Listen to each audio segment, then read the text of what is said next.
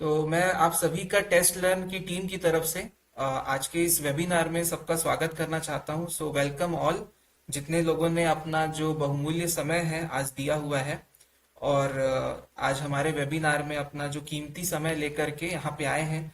और आशा करता हूँ कि जो भी चीजें आज मैं आपको बताऊंगा वो आपके लाइफ में काफी काम आएगी। सिर्फ एग्जाम में ही नहीं, आपके लाइफ में भी काम आएगी। किसी भी एग्जाम का नोटिफिकेशन या एडवर्टीजमेंट जब आप पढ़ते हैं तो किन बातों का विशेष ध्यान आपको देना चाहिए और आपको कैसे पता करना चाहिए कि आपको उस फॉर्म को भरना है नहीं भरना है ना। थोड़ा सा मैं बहुत मतलब इस तरीके से बताऊंगा कि एक एस्पिरेंट जो होता है जिसके पास जॉब नहीं होती और मेहनत करता रहता है, तो उससे कुछ गलतियां हो सकती हैं फॉर्म भरने में ही। मान लो उसने फॉर्म भरने में छोटी सी गलती कर दी और उसने एग्जाम क्लियर भी कर लिया, उसके बाद वो छोटी सी गलती के कारण उसको डॉक्यूमेंट वेरिफिकेशन में निकाल दिया जाता है। तो वो उस तरह का सिचुएशन आपके साथ ना हो। एक बहुत ही अच्छे मतलब अच्छा दिन भी है, संडे का दिन है आज आपके पास, है ना, और फ्री टाइम होता है सभी के पास आज के दिन। तो कोशिश करिएगा ज्यादा से ज्यादा आप मेरे से इंटरेक्ट कर पाए, बात कर पाए तो ज्यादा बेहतर है। और अगर नहीं कर पा रहे हैं तो सिर्फ आप सुनिएगा तो भी आपको बहुत फायदा मिलेगा। तो जैसा कि आज का वेबिनार है, आप सभी को पता है एसएससी जेई के बारे में है। तो एसएससी जेई ने स्टाफ सिलेक्शन कमीशन में, है ना, निकाली हुई है वैकेंसी, जिसमें आप देख सकते हैं कि यहाँ पे सिविल, मैकेनिकल और इलेक्ट्रिकल तीनों के लिए एग्जाम लिया जा रहा है 2024 का। और इसका जो फॉर्म है वो स्टार्ट हो रहा है 28 मार्च से, जो कि चलेगा 18 अप्रैल तक। तो मैं बोलूंगा इसको अभी, मतलब जस्ट वेबिनार के बाद में आज ही आप लोग इसको कंप्लीट कर लेंगे, फॉर्म को भरना है। लेकिन किसको भरना है, कौन एलिजिबल है नहीं एलिजिबल है, इसमें बहुत सारे डाउट्स रहते हैं। ये सब चीज हम लोग क्लियर करेंगे। यहाँ पे एक और शेड्यूल दिया हुआ है एग्जाम का, कि इसका एग्जाम कब होना है। तो इसका संभावित दिया हुआ है डेट 4 जून से लेकर के 6 जून के बीच में होना है। बट एक आध हफ्ता ये डिले हो ही जाता है। तो देख सकते हो अभी चुनाव का भी टाइम है, तो हो सकता है एक आध हफ्ते का डिले हो जाए। तो उसी हिसाब से हमने 10 तारीख तक हमारी क्लासेस को भी शेड्यूल किया हुआ है। ठीक है, और सेकेंड पेपर का एग्जाम का डेट अभी यहाँ पे मेंशन नहीं है। जनरली थोड़ा सा लेट हो जाता है। ठीक है, तो वैसे तो अभी फॉर्म तो ऑन डेट आ गया है आपका, है ना, फिल हो ही रहा है फॉर्म। तो हो सके तो ये टाइम पे ही हो जाएगा, 4 से 6 के बीच में।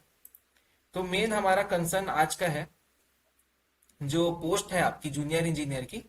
तो आप सब लोग यहाँ पे देख सकते हैं कि जूनियर इंजीनियर का जो पोस्ट है आपका, इसमें सबसे पहले यहाँ पे आप देखेंगे, आपको मैं मेंशन करा देता हूँ पोस्ट के बारे में। थोड़ी सी चीजें मैं आपको बताऊंगा कि किस तरह का पोस्ट है, आपको कैसा इसमें फैसिलिटी मिल सकता है, क्या क्या चीजें इसमें रहेंगी।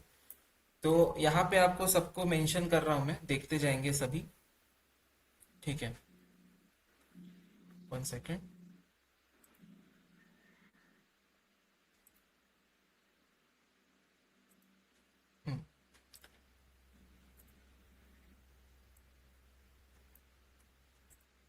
चलिए ध्यान देंगे। स्टाफ सिलेक्शन कमीशन ने वैकेंसी निकाली हुई है। इसमें क्या होता है, बहुत सारे डिपार्टमेंट्स का ग्रुप होता है। ये सिर्फ एक डिपार्टमेंट नहीं होता, इसमें नंबर ऑफ डिपार्टमेंट्स होते हैं, 10 के आसपास है, 8-10 डिपार्टमेंट्स है गवर्नमेंट ऑफ इंडिया के, केंद्र सरकार के। उसमें जूनियर इंजीनियर के पद पे आपका सिलेक्शन होता है। तो पोस्ट का नाम है जूनियर इंजीनियर। ठीक है, ये जो जूनियर इंजीनियर का जो पोस्ट होता है, ये नॉन गैजेटेड पोस्ट होता है। मतलब राजपत्रित नहीं होता, अराजपत्रित बोलते हैं इसको, है ना। और नॉन मिनिस्टीरियल होता है। क्या होता है, नॉन मिनिस्टीरियल। और ग्रुप बी का पद बोलते हैं इसको। क्या पोस्ट होता है, ग्रुप बी का। और सेवेंथ पे कमीशन जो है, उसके अकॉर्डिंग इसका जो बेसिक पे है वो है 35,400 रुपये। ये आपका बेसिक पे होता है। इसके ऊपर अभी करंट में जो डीए चल रहा है, आपका डियरनेस अलाउंस चल रहा है, ये आपका चल रहा है लगभग 50% के आसपास। 50 ही है। 50% का डीए आपको मिल जाएगा केंद्र सरकार में। 50% का डीए मिल रहा है, मतलब 35,400 की आधी सैलरी और जोड़ लीजिए इसमें, है ना। तो कितना होता है 35,000। 35,000 का हाफ कर देंगे, इसका टोटल का हाफ कर देंगे, बताइए कितना आ जाएगा। 17,000। कितना हो जाएगा बताएं। है ना। देखो 36,000 होता है तो 18,000 हाफ हो गया, है ना। 600 कम है तो 300 कम कर दो 18,000 में, तो 17,000 17,700 सर। 700 आपको आ जाएगा। इसको भी आप अभी इसमें और भी कंपोनेंट आएंगे, जैसे आपका एचआरए होता है। तो एचआरए जो होता है ये भी आपका लगभग 8% से शुरू होता है। 8, 16, 24 ऐसा है। तो आपको अगर रायपुर जैसे सिटी में हो तो 16% का एचआरए आपको मिलेगा ही, है ना, क्योंकि शहरों में नौकरियां लगती है। 16% निकाल के बताइए 35,400 का 16% कितना होगा, बताइए। 35,400 का 16%, देखिए इसका 10% हो जाएगा 3540, ठीक है। और पाँच एक, हजार छह सौ चौसठ हाँ, 5,164, 600 664। 664, ठीक है। इस सब को आप ऐड कर दीजिए, मैं मेन मेन बस जोड़ा हूँ, इतना तो मिलेगा ही आपको, ठीक है। इसको ऐड कर दीजिए, बताइए कितना होता है। तो यहाँ पे 4 आ जाएगा, फिर आ जाएगा 6, फिर कितना आ जाएगा 7 4 11, 11 6, सर 58,764। हाँ कितना हो रहा है टोटल 58।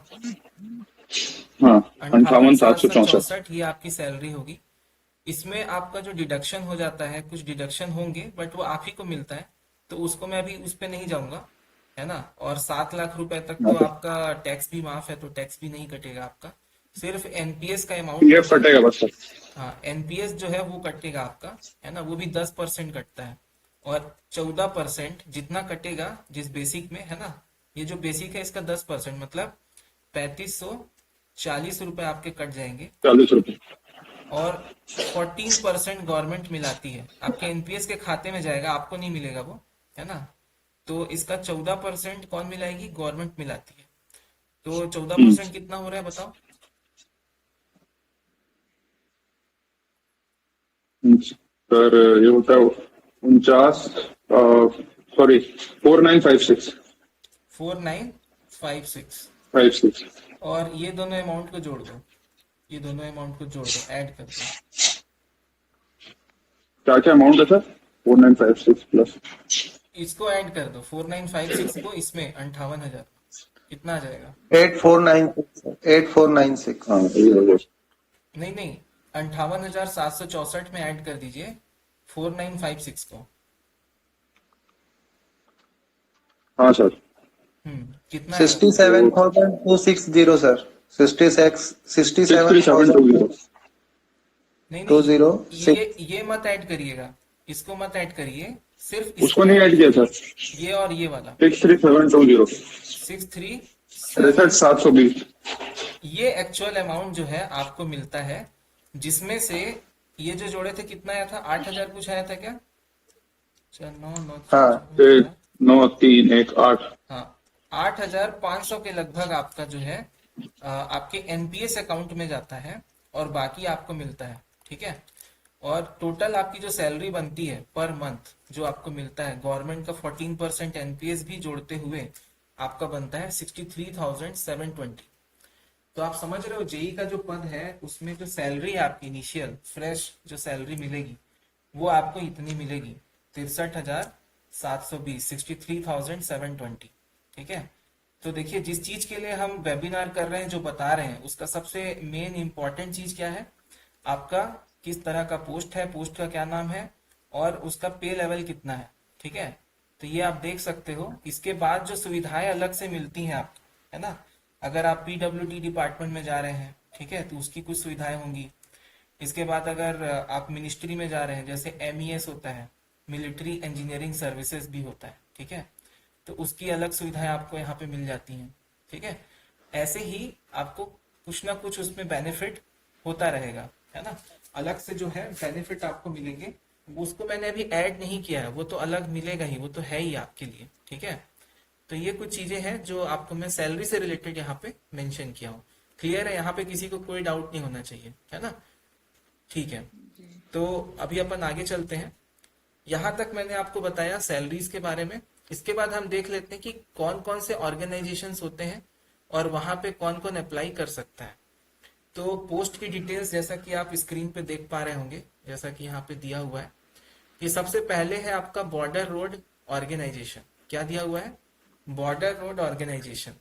इसमें आपका पोस्ट है जेई सिविल का और जेई ई एंड एम का। देखिए इलेक्ट्रिकल और मैकेनिकल का जो पोस्ट होता है वो एक साथ होता है, मतलब आपका कंपटीशन मैकेनिकल के साथ रहता है, बट आप अपने ही ट्रेड का, अपने ही ब्रांच का एग्जाम दोगे, ठीक है, अपने ही ब्रांच के सब्जेक्ट का आपको एग्जाम देना है, बाकी दोनों के लिए कॉमन रहेगा पोस्ट। तो यहाँ पे क्या एलिजिबिलिटी मांगा है, देखो यहाँ पर देख सकते हो एजुकेशनल क्वालिफिकेशन क्या है आपका। तो डिग्री इन इलेक्ट्रिकल और mechanical engineering from a recognised university और इंस्टीट्यूट। जैसे कि छत्तीसगढ़ में सीएसबीटीयू है, आप सभी मेरे हिसाब से छत्तीसगढ़ के ही हैं, तो आप सबको सीएसबीटीयू से होना जरूरी है ना, या सीएसबीटीयू से साथ में आपका जो एआईसीटी अप्रूव्ड जो होता है कॉलेज, वहां से आपका पढ़ा होना जरूरी है। तो अगर डिग्री है आपका इलेक्ट्रिकल में या मैकेनिकल इंजीनियरिंग में, तो ही आप क्या है इसमें एलिजिबल है। इसके अलावा हाँ, कोई डाउट है किसी को? में भी डाउट नहीं होगा, ठीक है। इसके अलावा 3 साल का अगर आपने डिप्लोमा किया हुआ है, 3 इयर्स डिप्लोमा, या लेटरल एंट्री में 2 साल का किया हुआ है, तो भी एलिजिबल है। और साथ में आपके पास 2 साल का एक्सपीरियंस है, 2 ईयर एक्सपीरियंस, है ना, किस तरह के फील्ड में, प्लानिंग, एग्जीक्यूशन या फिर मेंटेनेंस ऑफ इलेक्ट्रिकल वर्क्स या इलेक्ट्रिकल इंजीनियरिंग वर्क्स। अगर इलेक्ट्रिकल इंजीनियरिंग वर्क्स में आपका प्लानिंग, एग्जीक्यूशन या मेंटेनेंस से रिलेटेड 2 साल का एक्सपीरियंस है, प्लस आपके पास डिप्लोमा है 3 साल का, तो आप क्या है इसमें एलिजिबल हो जाएंगे। क्लियर है? या तो फिर आपके पास क्या होना चाहिए, बीई बीटेक की डिग्री होनी चाहिए, ठीक है, इलेक्ट्रिकल या मैकेनिकल से, तो आप एलिजिबल हैं। इसमें एज लिमिट भी दिया हुआ है, आप लोग का जो एज लिमिट है वो कितना होना चाहिए, तो आप लोग का जो एज लिमिट है वो 30 साल तक होना चाहिए, अप टू 30 ईयर्स, ठीक है, अप टू 30 ईयर्स आपका एज लिमिट होना चाहिए। किस डेट से चेक करना है वो मैं बताऊंगा आगे चल के, ठीक है, वो डेट भी दिया रहता है, कब से देखना है, जनवरी या जुलाई का दिया जाता है इसमें। तो अप टू 30 ईयर्स आपका एज लिमिट है, तो मेरे हिसाब से सभी 30 ईयर्स के एज लिमिट में आते हैं। इसमें रिजर्वेशन भी होता है एज लिमिट में, जो हम आगे देखने वाले।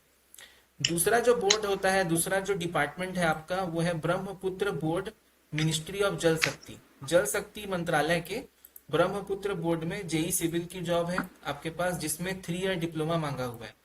तो अगर ये 3 ईयर डिप्लोमा सिर्फ लिखा है, मतलब यहाँ पे बीई बीटेक अलाउड नहीं है, तो आप ये देख सकते हो कि पर्टिकुलर डिपार्टमेंट में किसी में बीटेक अलाउड है और किसी में बीटेक अलाउड नहीं होता है, ठीक है। जैसे यहाँ पर देखोगे सेंट्रल वाटर कमीशन, तो सेंट्रल वाटर कमीशन एक डिपार्टमेंट का नाम है, विभाग का नाम है, केंद्र सरकार का विभाग है, जिसमें आप देखोगे जेई मैकेनिकल और जेई सिविल 2 पोस्ट अवेलेबल हैं, 2 तरह की जेई की पोस्ट है। इन दोनों में ही आपका बैचलर मांगा है या तो डिप्लोमा मांगा है, या बैचलर या फिर डिप्लोमा, बट यहाँ पे इलेक्ट्रिकल आपका कहीं भी एलिजिबल नहीं है। अब आ जाते हैं आप हमारे सेंट्रल पब्लिक वर्क्स डिपार्टमेंट में। तो यहाँ पर आप एक खास बदलाव देखेंगे कि जो आपका एज लिमिट है वो 32 ईयर्स हो जाता है। मतलब इसमें अगर आप अप्लाई करते हो तो 32 ईयर्स का एज अगर आपका है तो भी आप इसमें एलिजिबल हो जाते। ये जो भी एज लिमिट यहाँ लिखा गया है ये जनरल के रिस्पेक्ट में लिखा गया है, अनरिजर्व्ड कैटेगरी के लिए लिखा गया है और बताया गया है। क्लियर है? यहाँ पर आप देखिए कि डिप्लोमा इन इलेक्ट्रिकल और mechanical engineering from a recognised university और इंस्टीट्यूट, तो इसमें आपका बीटेक वाले एलिजिबल नहीं रहेंगे। इसमें सिर्फ कौन एलिजिबल रहेगा, जिसने डिप्लोमा किया हुआ है इलेक्ट्रिकल या मैकेनिकल इंजीनियरिंग में, ठीक है। वैसे ही सिविल के लिए भी है। फिर आपका आता है central water and power research station, ठीक है, इसमें जेई इलेक्ट्रिकल का पोस्ट है। तो diploma in electrical engineering from a recognised institute, मतलब यहाँ पर भी आपका जो डिप्लोमा किया हुआ लड़का है या लड़की है वही एलिजिबल है, बट एज लिमिट कम हो गई है, 30 ईयर्स की हो गई, ठीक है। फिर है डीजीक्यूए, है ना, quality assurance Naval, ministry of defence. यहाँ पर है जेई इलेक्ट्रिकल का पोस्ट, जिसमें आपका जो डिग्री वाले हैं वो एलिजिबल है, ठीक है। या तो डिग्री होनी चाहिए या फिर डिप्लोमा के साथ 2 साल का एक्सपीरियंस आपके पास होना चाहिए, तो ये भी अच्छी बात है ना। फिर फरक्का बुराज प्रोजेक्ट है, यहाँ पर भी जेई इलेक्ट्रिकल का पोस्ट है आपका, है ना। तो इसमें सिर्फ कौन एलिजिबल है, जिसने इलेक्ट्रिकल इंजीनियरिंग से डिप्लोमा किया हुआ है, सिर्फ डिप्लोमा वाला ही इस पोस्ट के लिए एलिजिबल है। फिर मिलिट्री इंजीनियरिंग सर्विसेज है, इसमें आपका डिग्री वाले एलिजिबल हैं, जैसा कि आप नीचे देख सकते हैं। इसमें इलेक्ट्रिकल मैकेनिकल दोनों कॉमन है, ठीक है, डिग्री इन इलेक्ट्रिकल और मैकेनिकल इंजीनियरिंग, या फिर 3 साल का डिप्लोमा होना चाहिए और 2 साल का साथ में एक्सपीरियंस। देखिए, अगर आपका बी टेक है तो 2 साल का एक्सपीरियंस नहीं लगेगा, लेकिन अगर आपका सिर्फ डिप्लोमा है तो 2 साल का एक्सपीरियंस रिक्वायर्ड है। तो ये सर कुछ एक मिनट, एज 30 तक ही होना चाहिए क्या? नहीं, ये जनरल के हिसाब से है। आपका क्या है, ओबीसी होगा, जी। तो 3 साल और बढ़ा लो आप। अच्छा, हाँ, आपकी एज 3 क्या है? साल बस। अभी देखेंगे मेरा अभी नीचे, 34। अभी मैं दिखा देता हूँ, नीचे है एज से रिलेटेड, जी है ना, ये वैकेंसीज है जी हमारे पास। आपका क्वेरी है तो मैं पहले एज दिखा देता हूँ, ठीक है। ये देख सकते हो जी। आप, ओबीसी अगर हो, है ना, तो आपका हम्म 3 साल अपर एज लिमिट में छूट मिल जाएगा आपको, हम्म ठीक है। और अगर एस सी एस टी जी। है तो उसको एज में 5 इयर्स का छूट मिलेगा। मतलब जैसे वहां पे 30 था तो एस सी एस टी के लिए 35 साल हो जाएगा, है ना। हम्म बाकी तो रेलेवेंट नहीं होगा जी आप लोगों से, ठीक है। तो जी। ये चीज है सर सर। जो जी जी जी, अजीत बताइए। हाँ हाँ सर, जो ब्रांच है इलेक्ट्रिकल इलेक्ट्रॉनिक है तो इलेक्ट्रिकल में डाल सकते हैं ना? उसमें मेंशन है नहीं इलेक्ट्रॉनिक करके, इलेक्ट्रिकल इलेक्ट्रॉनिक करके ट्रिपल ई ब्रांच डाल सकते हैं। डाल सकते हैं ना सर हाँ, हम? वो इक्विवेलेंट आता है, आप डाल सकते हो, ठीक है। उसमें ओके दिखाएगा, सर। फॉर्म भरते टाइम थोड़ा देखना पड़ेगा, उसको अपन चेक कर ठीक है। लेंगे। बट अभी तक फॉर्म तो भरते सब। समय मैं भर रहा था, इलेक्ट्रिकल ही लिखाया था उसमें, इलेक्ट्रिकल इलेक्ट्रॉनिक नहीं लिखाया था सर। हाँ, तो फिर इलेक्ट्रिकल ही भर सकता है इसमें। अच्छा, इलेक्ट्रॉनिक वाले नहीं डाल सकते, इलेक्ट्रिकल इलेक्ट्रॉनिक नहीं डाल सकते क्या सर? देखो, वो इक्विवेलेंसी का है, ठीक है। तो अभी उसके रिगार्डिंग कोई नोटिस अगर आया होगा अलग से, है ना, जैसे हाँ आप लोग डिग्री भरते नहीं हो उस टाइम पे इक्विवेलेंसी का, कि हाँ इलेक्ट्रिकल, हाँ है ना, इलेक्ट्रॉनिक्स की इक्विवेलेंट है ऐसा, तब हाँ आप हाँ लोग भर सकते हो। जैसे मेरे पास है एक, है ना, एआईसीटी ने निकाला है कि हाँ इलेक्ट्रिकल हाँ ब्रांच जो है वो इलेक्ट्रॉनिक्स, इलेक्ट्रिकल एंड इलेक्ट्रॉनिक्स के लिए हाँ दोनों इक्विवेलेंट होंगे, ऐसा है मेरे पास डॉक्यूमेंट। तो उसके बेस हाँ पे हाँ। आप उसको वहां पे क्लेम कर सकते हो, अच्छा सर। ऐसा किया जा सकता ओके है ना। सर। ठीक। जनरली होता है ना, किया जाता है, एक्सेप्ट करते हैं। बट स्ट्रीम कंडीशन में नहीं जानता, है ना। मतलब अच्छा। मुझे एक बार कंफर्मेशन लेना पड़ेगा एसएससी में कॉल करके या मेल करके, ओके। ठीक सर है। एज वाला जो है उसको कम कर दिया है क्या? मैं समझा नहीं आपकी बात, क्या कहना चाह रहे हो आप? सर मतलब पहले इसे 40 तक रहता था, वो सब हट गया क्या, बोल रही हूँ? नहीं, ये केंद्र सरकार की नौकरी है, स्टेट गवर्नमेंट में 40 तक ही अच्छा। रहता है ना। ये केंद्र हाँ। सरकार में कम रहता है, ठीक है। केंद्र सरकार की अच्छा, केंद्र नौकरियों में वाला है। कम रहता है। अभी हम लोग क्या कर रहे ठीक है। हैं कि भाई, एक तैयारी होती है ना, कि आपकी तैयारी हो जाए एक लेवल तक, उसके लिए एक एग्जाम हमारे पास में है। तो उस एग्जाम को जी फोकस करते हुए हम लोग तैयारी शुरू करते हैं, है ना। तो एक एग्जाम हमारे जी पास में है अभी, जिसका होना ही है, तय है होना, ठीक है। तो जी। इसी के लिए हम इसको सब फॉर्म वेबिनार में भी वगैरह, रखे हैं। तो सर उसका फॉर्म भी अभी नहीं भरा है ना? अभी चालू हुआ है, आप भर लीजिएगा जल्दी से जल्दी, ठीक है, क्योंकि लास्ट में जी ट्रैफिक ज्यादा हो जाता है। तो जी सर। हमने कुछ चीजें यहाँ पे लर्न करी है, वो मैं आप लोग को बता दूं एलिजिबिलिटी के संबंध में। तो एलिजिबिलिटी जो है आपकी, वो किस तरह से है, एक बार देख लेंगे इसको भी।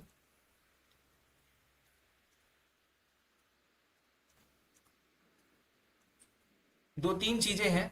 तो सबसे पहले आता है आपका एजुकेशनल क्वालिफिकेशन, ठीक है। तो एजुकेशनल क्वालिफिकेशन में क्या क्या आपके पास होना चाहिए, या तो आपके पास बीटेक होना चाहिए। क्या होना चाहिए? बीटेक। बीटेक। या फिर आपके पास डिप्लोमा होना चाहिए, या फिर क्या होना चाहिए, डिप्लोमा के साथ आपके पास 2 साल का एक्सपीरियंस होना चाहिए। तो ये 3 कैटेगरी है एजुकेशनल क्वालिफिकेशन की, जो रिक्वायर्ड है आपको। अब इन 3 कैटेगरी में कौन सा किस चीज के लिए एलिजिबल है, वो डिपार्टमेंट्स में आपको यहाँ पे बता देता हूँ।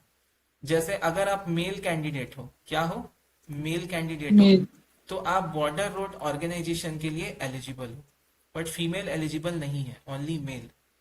अगर आपने बीटेक किया हुआ है तो आप और किस ब्रांच के लिए, किस डिपार्टमेंट के लिए एलिजिबल हो, तो वो आपका आता है एमईएस। एमईएस समझते हैं आप लोग? मिलिट्री नहीं engineering sir. Services. Military engineering services. Sir. इसके लिए आप एलिजिबल है। ये चीज मैं यहीं से ही निकाल के बता रहा हूँ, जो कि मैं आपको दिखा चुका हूँ अभी। ये जितने डिपार्टमेंट्स है इसमें बहुत डाउट रहता है, ठीक है। तो बॉर्डर रोड ऑर्गेनाइजेशन में सिर्फ और सिर्फ कौन एलिजिबल होते हैं? मेल्स एलिजिबल होते हैं, ठीक है। फिर आपका क्या है यहाँ पे देखेंगे इलेक्ट्रिकल के सर लिए। हाँ, सर एक डाउट है सर, ये फॉर्म फिल का तो सर अभी दिखाई नहीं रहा है ऑप्शन 2024 का। ये आप जो वेबसाइट चेक कर रहे होगे ना, वो ssc.nic.in चेक कर रहे होगे। आपको नई वेबसाइट पर जाना है, न्यू वेबसाइट, ठीक है। पता है कि नहीं, नई वेबसाइट बन गई है एसएससी की।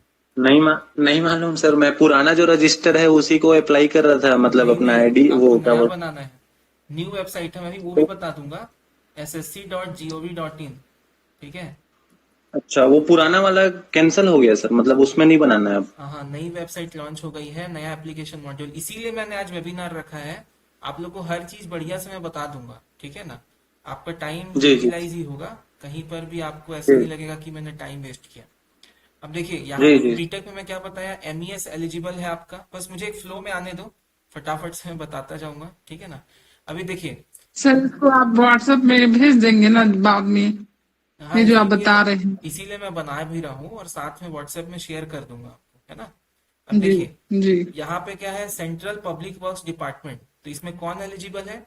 सिर्फ और सिर्फ डिप्लोमा वाले एलिजिबल है, इसमें एक्सपीरियंस भी नहीं मांगा है, ठीक है। तो यहाँ पर जिनके पास एक्सपीरियंस है और जिसके पास एक्सपीरियंस नहीं है, दोनों ही एलिजिबल है। किसके लिए? सीपीडब्ल्यूडी के लिए। सीपीडब्ल्यूडी दोनों के लिए आ जाएगा, ठीक है। और जो एमईएस है उसमें ये वाले भी एलिजिबल होंगे। एमईएस में कौन से एलिजिबल होंगे, है ना, डिप्लोमा प्लस 2 इयर्स एक्सपीरियंस वाले भी एलिजिबल है। तो मेन इन्हीं का मैं क्यों बात कर रहा हूँ, एमईएस की बात कर रहा हूँ मैं सीपीडब्ल्यूडी की बात कर रहा हूँ, है ना। मैं दो का ही ज्यादातर बात क्यों कर रहा हूँ? क्योंकि इसी में सबसे ज्यादा वैकेंसी इलेक्ट्रिकल ब्रांच में मिलती है। थोड़ा सा हम लोग इस पे चलते हैं। इसको एक बार और लिख देता हूं मैं, नवल का भी, डीजीक्यूए नवल, है ना। ये भी मैं आपको डाल देता हूं यहाँ पे। तो डीजीक्यूए नवल के लिए बीटेक वाले एलिजिबल है, डीजीक्यूए नवल, ठीक है। तो इसमें भी बीटेक वाले एलिजिबल हैं, जैसा कि आप लोग देख चुके हैं। या फिर आपके पास बीटेक के अलावा अगर डिप्लोमा है तो 2 साल का एक्सपीरियंस होना चाहिए, तो उसके लिए भी आप एलिजिबल। सिर्फ डिप्लोमा वाला एलिजिबल नहीं होगा इसमें।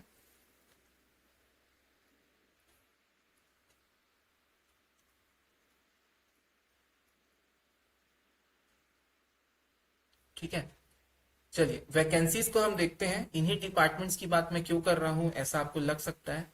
तो चलिए वैकेंसीज देखते हैं, इस बार कितनी वैकेंसी आई है। वैकेंसी को देख के डरना नहीं है, ठीक है। अभी इसमें फोकस करना है E&M और इलेक्ट्रिकल वाले को, ठीक है ना। आप लोग से मैं पूछूंगा, जैसे यहाँ पर देखिए लिखा है ना, बॉर्डर रोड ऑर्गेनाइजेशन, फिर लिखा है फॉर मेल कैंडिडेट्स ओनली, है ना। फीमेल्स के लिए तो है ही नहीं है, लेकिन जो मेल्स हैं उनके लिए बता दो। तो यहाँ पर आप देखेंगे तो टोटल 37 पोस्ट है। कितनी है? टोटल 37 पोस्ट है, जिसमें से 27 पोस्ट जनरल की है, 2 EWS का है और 8 आपका SC का पोस्ट है। ओबीसी में नहीं है इसमें पोस्ट, ठीक है ना। जनरल में सबसे ज्यादा 27, EWS का 2 और 8 SC का पोस्ट है। तो टोटल कितने हो गए? 37 पोस्ट हो गए आपके। क्लियर है? इसके बाद आप देखेंगे सेंट्रल पब्लिक वर्क्स डिपार्टमेंट, जिसमें मेल फीमेल दोनों अलाउड है और सिर्फ डिप्लोमा एलिजिबल है, और डिप्लोमा प्लस एक्सपीरियंस तो भी एलिजिबल होगा। तो इसमें आप देखेंगे तो सबसे ज्यादा कितना दिख रहा है बताओ? 121। सीपीडब्ल्यूडी में, एसएससी जेई में सबसे ज्यादा पोस्ट होती है, 121 पोस्ट है। इसका अगर ब्रेकअप देखेंगे तो अनरिजर्व मतलब UR जनरल का जो पोस्ट है वो 51 है, EWS 11 है, ओबीसी 32 है, एसटी में 9 है और एससी में 18 है। तो यहाँ पर आप समझ पा रहे हो, जेई इलेक्ट्रिकल सीपीडब्ल्यूडी में सबसे ज्यादा पोस्ट आता है। इसी में ही आप ज्यादातर देखोगे तो रिक्रूटमेंट्स होते हैं। फिर आप देखेंगे तो central water power research station है, इसके लिए आप देखेंगे तो यहाँ पर कितना है, देखो 2 पोस्ट है, मात्र कितने हैं? 2 पोस्ट है, वो भी जनरल का है ही नहीं, है ना। किसका किसका है? एससी का है और शायद EWS का है। ये है। फिर डीजीक्यूए नवल, है ना, इसमें इलेक्ट्रिकल का पोस्ट है, आप देख सकते हो, एक 2 जनरल का है और एक एससी का है, तो टोटल 3 पोस्ट है। इसमें आपके बीटेक वाले एलिजिबल हैं। फिर फरक्का बैराज प्रोजेक्ट में भी सिर्फ एक जनरल है और एक क्या है आपका एससी का पोस्ट है, तो टोटल 2 पोस्ट हुए। ठीक है। फिर मिलिट्री इंजीनियरिंग सर्विसेज में ज्यादा पोस्ट आती है जो कि अभी यहाँ पे नोटिफाइड नहीं है, तो मिलिट्री इंजीनियरिंग सर्विसेज का जो पोस्ट है वो भी इसके अंदर एड ऑन होगा, अभी यहाँ पे है नहीं। Vacancies to be intimated in due course, मतलब वो बीच में आएगा इसमें कितना आना है। इसमें भी काफी ज्यादा होती है। जो बी बीटेक वाले हैं उनके लिए मिलिट्री इंजीनियरिंग सर्विसेज में सबसे ज्यादा पोस्ट होता है, और जो सिर्फ डिप्लोमा किए हुए बच्चे हैं उनके लिए सीपीडब्ल्यूडी में पोस्ट होता है। तो ये मिलिट्री इंजीनियरिंग सर्विसेज में ज्यादा नंबर ऑफ पोस्ट रहती है। तो ये दोनों ही डिपार्टमेंट है जिसमें आपके लिए वैकेंसीज है। बट देखोगे तो वैकेंसीज बहुत कम लगेगी आपको, ये इतना, इससे ज्यादा तो छत्तीसगढ़ में हॉस्टल वार्डन का आ जाता है बोलोगे, लेकिन हाँ ये जो पोस्ट में आप सेलेक्ट होगे उसकी वैल्यू भी उतनी ज्यादा है। ठीक है ना, इसलिए वहां पे वैकेंसीज कम दिख रही है आपको। जैसे आप बोलोगे ना कलेक्टर बनना चाहता हूँ, तो कितनी वैकेंसी होती है कलेक्टर की हर साल जो निकलती है, कितनी होती होगी सोचो, है ना। तो जो अच्छी चीज रहती है वो हमेशा कम रहती है, प्रिपरेशन ज्यादा मांगती है, और आपके कोर इलेक्ट्रिकल से रिलेटेड है ये, है ना। तो मैं चाहूंगा कि आप लोग फोकस करें, प्रिपरेशन करते रहें, क्योंकि यही चीजें किसमें आएंगी, दूसरे जेई के एग्जाम में आएंगी, है ना, कुछ अलग तो आ नहीं जाएगा। तो आपका प्रिपरेशन या प्रिपेयर होना ज्यादा जरूरी है एग्जाम आने से पहले। ठीक है ना, एग्जाम आने के बाद प्रिपरेशन स्टार्ट किए तो क्या फायदा, पहले से आपका प्रिपरेशन होना चाहिए। फिर बात हो रही है रिजर्वेशन की, तो जो भी रिजर्वेशन आपको क्लेम करना है, जैसे आप अगर बैकवर्ड क्लास के हो, ओबीसी हो या एसटी हो, एससी हो, तो आपको सेंट्रल का जो फॉर्मेट होता है, केंद्र सरकार का जो फॉर्मेट है ओबीसी सर्टिफिकेट का, या फिर एससी एसटी का जो रूल्स है, उसी के अकॉर्डिंग ही आपको अपने जो मार्कशीट, जो भी अपना सर्टिफिकेट है उसको बनवा लेना है। कब कब बनवाना है, इसमें गलती करते हैं मैक्सिमम लोग।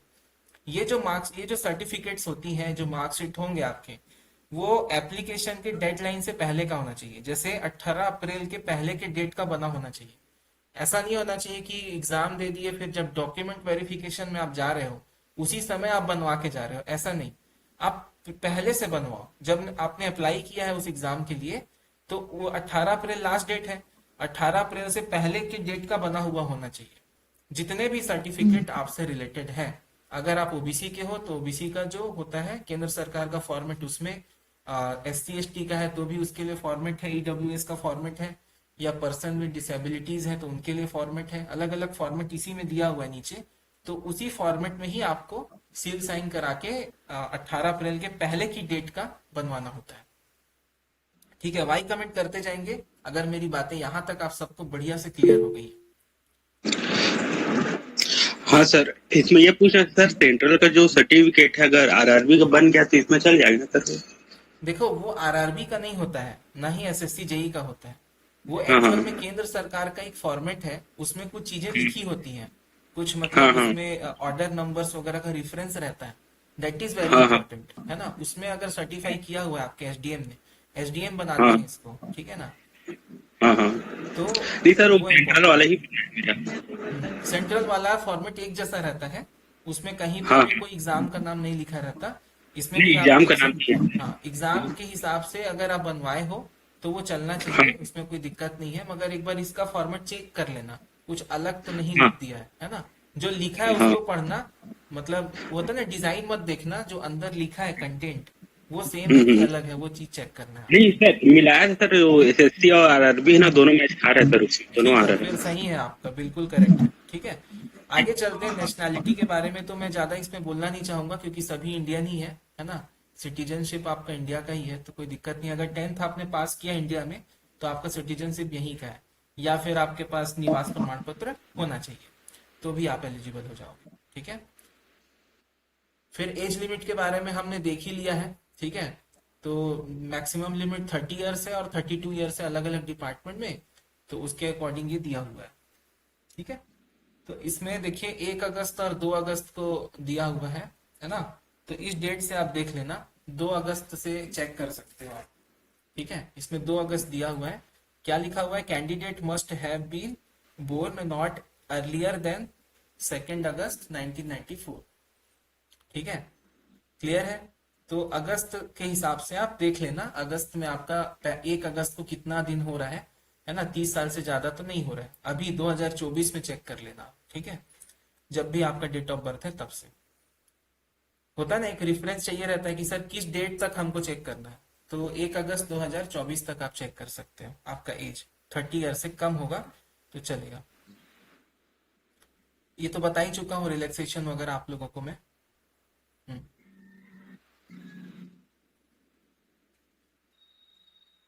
सर एक क्वेश्चन, बीटेक वाले पीडब्ल्यूडी में दिला नहीं सकते नहीं हैं? नहीं दिला सकते। नहीं, देखो एग्जाम दिलाओगे आप, बट उस हाँ डिपार्टमेंट लेकिन में सिलेक्शन के लिए एलिजिबल नहीं रहोगे।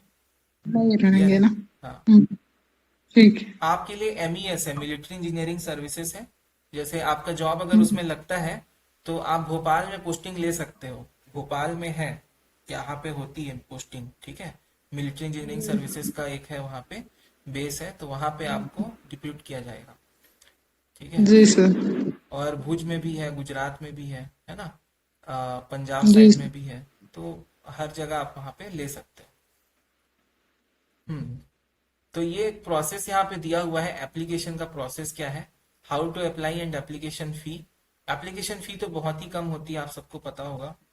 और हाउ टू अप्लाई में इसमें दिया हुआ है कि 1 time registration on the new website. कुछ कुछ डाउट पूछ रहा था कोई पहले, अभी पुराना चलेगा कि नहीं, तो उनके लिए मैं बता दूं, आपको क्या करना है, 1 टाइम रजिस्ट्रेशन किस में करना है, न्यू वेबसाइट में करना है, पुराना वाला अब नहीं चलेगा, है ना।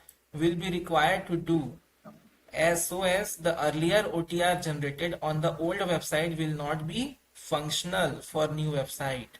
देख लो यहाँ पे ध्यान देना, अगर पुराना SSC का आपका है ssc.nic.in में, तो वो नहीं चलेगा, आपको नया करना पड़ेगा रजिस्ट्रेशन, किसमें, ssc.gov.in, इस पे करना पड़ेगा क्योंकि वेबसाइट बदल गई है। Subsequent to OTR, the candidates can proceed to fill the application for the examination। जैसे ही आप OTR कर लोगे अपना नए वेबसाइट पर, तो फिर वहीं से आपको नेक्स्ट आप फिल कर पाओगे जो भी एग्जाम में आपको अप्लाई करना है, जैसे अभी SSC JEE में करना है।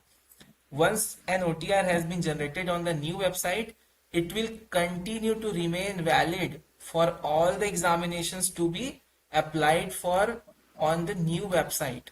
उसके बाद वो वैलिड रहेगा सभी एग्जाम्स के लिए जो आप आगे देना चाहते हो, जो SSC कंडक्ट करवा रही है।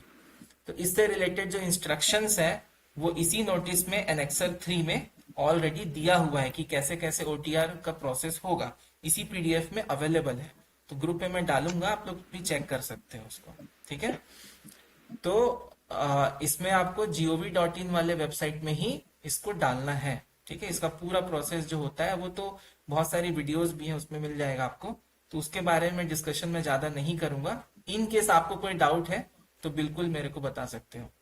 इसमें लास्ट डेट भी दिया हुआ है, कब है इसका लास्ट डेट, 18 अप्रैल को है, रात के 11 बजे, ठीक है। इसका ये मतलब नहीं कि हम रात के 10 बजे 18 तारीख को फॉर्म भरें, इसका ये मतलब है कि आप आज ही कंप्लीट कर लो, संडे भी है, क्या करोगे, आज फॉर्म भर लो आप अपना। कितनी फीस लगेगी सर, तो फीस लगेगी आपकी 100 रुपए, ठीक है। और जो भी वुमेन कैंडिडेट्स हैं या SC ST कैंडिडेट्स हैं, उनको कोई भी फीस नहीं लगेगा, ठीक है। वुमेन्स किसी भी कैटेगरी के हों उनको फीस नहीं लगेगा, SC ST वाले मेल फीमेल दोनों को कोई भी फीस नहीं लगेगा, सिर्फ 100 रुपए लगेगा, किसको, जनरल वाले को, OBC वाले को, वो भी मेल कैंडिडेट्स को, ठीक है। तो फ्री है, सब लोग भरिए इसको।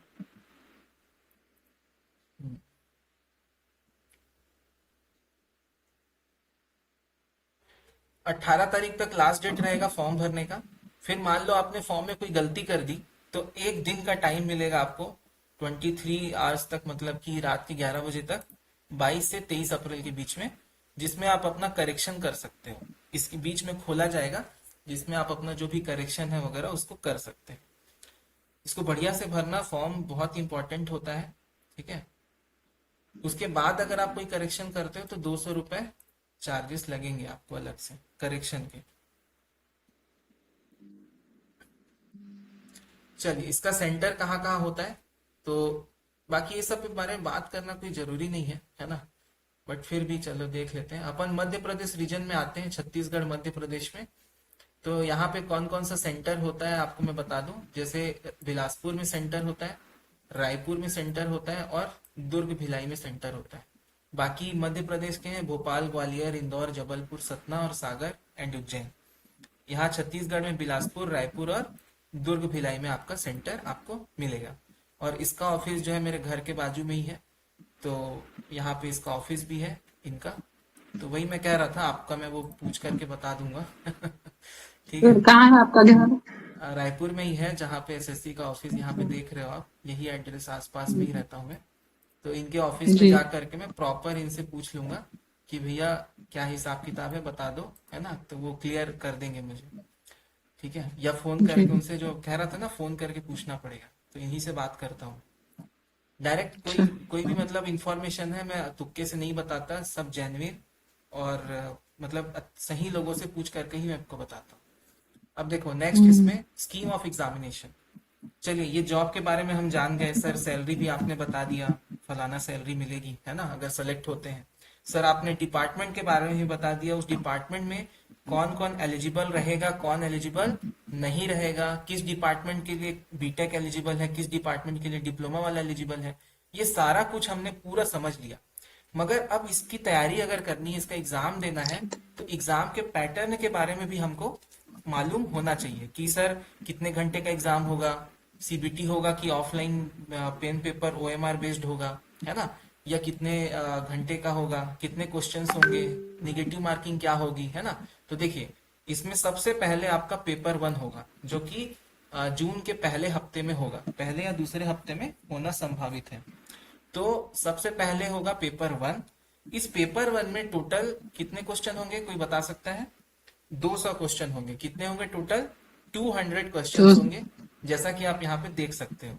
और कितना टाइम मिलेगा आपको? 2 आवर्स का टाइम मिलेगा, 2 घंटे का टाइम मिलता है। अब ये जो 200 क्वेश्चन होंगे सर, इसमें जो 50 क्वेश्चन होंगे, ये कितने किसके होंगे?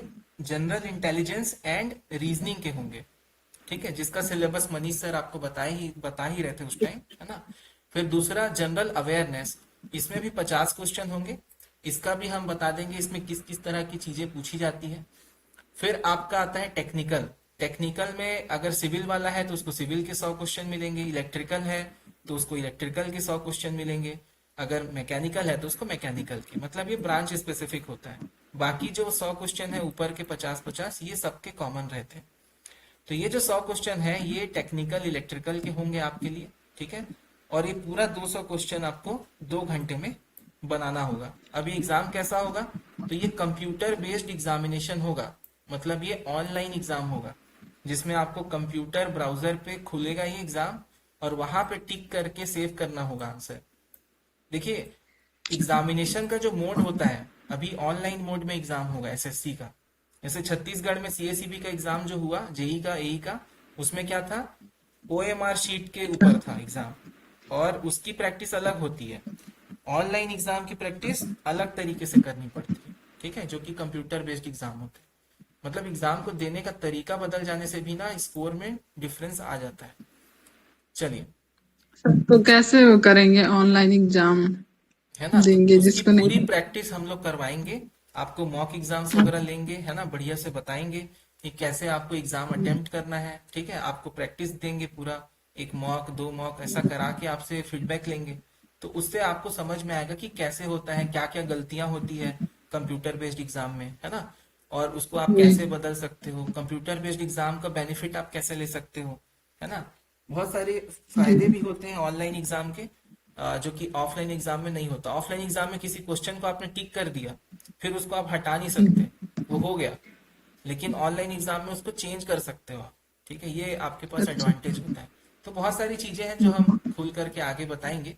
अभी तो हम सिर्फ आज का जो है वेबिनार सिर्फ इंट्रोडक्टरी है, जिसमें आपको थोड़ा सा नॉलेज मिल जाए और साथ में आपको थोड़ा अवेयरनेस आ जाए एसएससी जेई के बारे में। जी सर। ठीक है, फिर ये अगर आप पेपर 1 क्लियर कर लेते हो, अभी मैं रिजल्ट भी दिखाऊंगा लेटेस्ट 2023 में कि कितना नंबर आपको लाना पड़ता है इस एग्जाम को क्लियर करने के लिए, ठीक है। उसमें भी ना बहुत लोग को समझ नहीं आता, कट ऑफ जो होता है ना वो अलग अलग तरीके से दिया जाता है, उसमें बहुत सारे डाउट्स हो सकते हैं, लोगों को जल्दी समझ में नहीं आता कि कितना नंबर लाना पड़ेगा तो मेरा होगा, है ना। तो यहाँ पर मैं उसको डिटेल में डिस्कस करूंगा जस्ट इसके बाद में।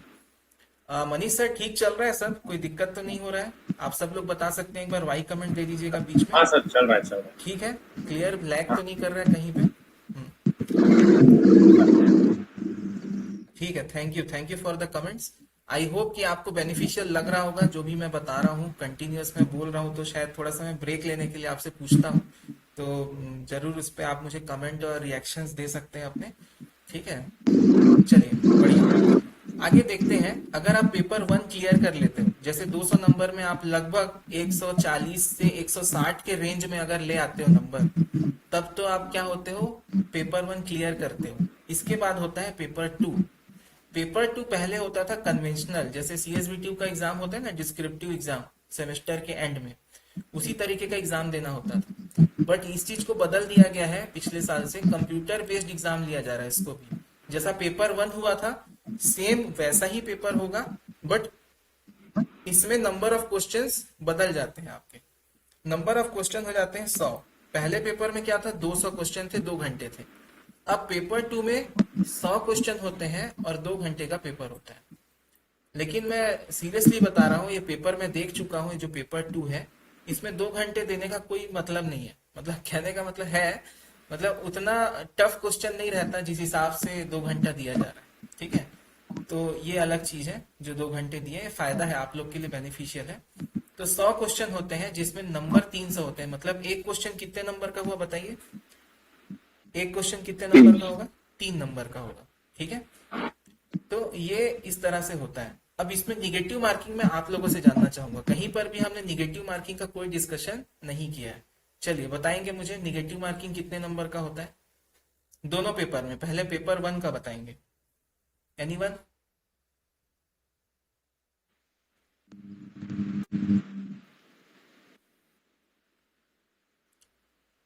मैं ही हूँ या सब लोग हैं अभी? सर -1 होता है क्या? अरे -1 नहीं होता निगेटिव मार्किंग। पॉइंट देखो 1/4 पे ही होता है सर, 1/4। हाँ 0.25। 0.25, लेकिन वो पेपर 1 में होता है। पेपर 1 में क्या होगा? 0.25, 0.25। क्योंकि एक नंबर पॉजिटिव मार्क है तो निगेटिव मार्क हो गया उसका 1/4, 0.25। ठीक है, एक गलत करने पे 0.25 आपका माइनस हो जाएगा।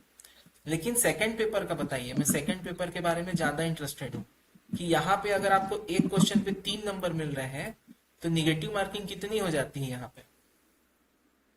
0.33 होगा क्या सर? हाँ, इसमें 0.75। 1/3 होगा होता है। सर। क्या होता है? 1/3 हाँ। एक गलत करोगे तो -1 हो जाएगा।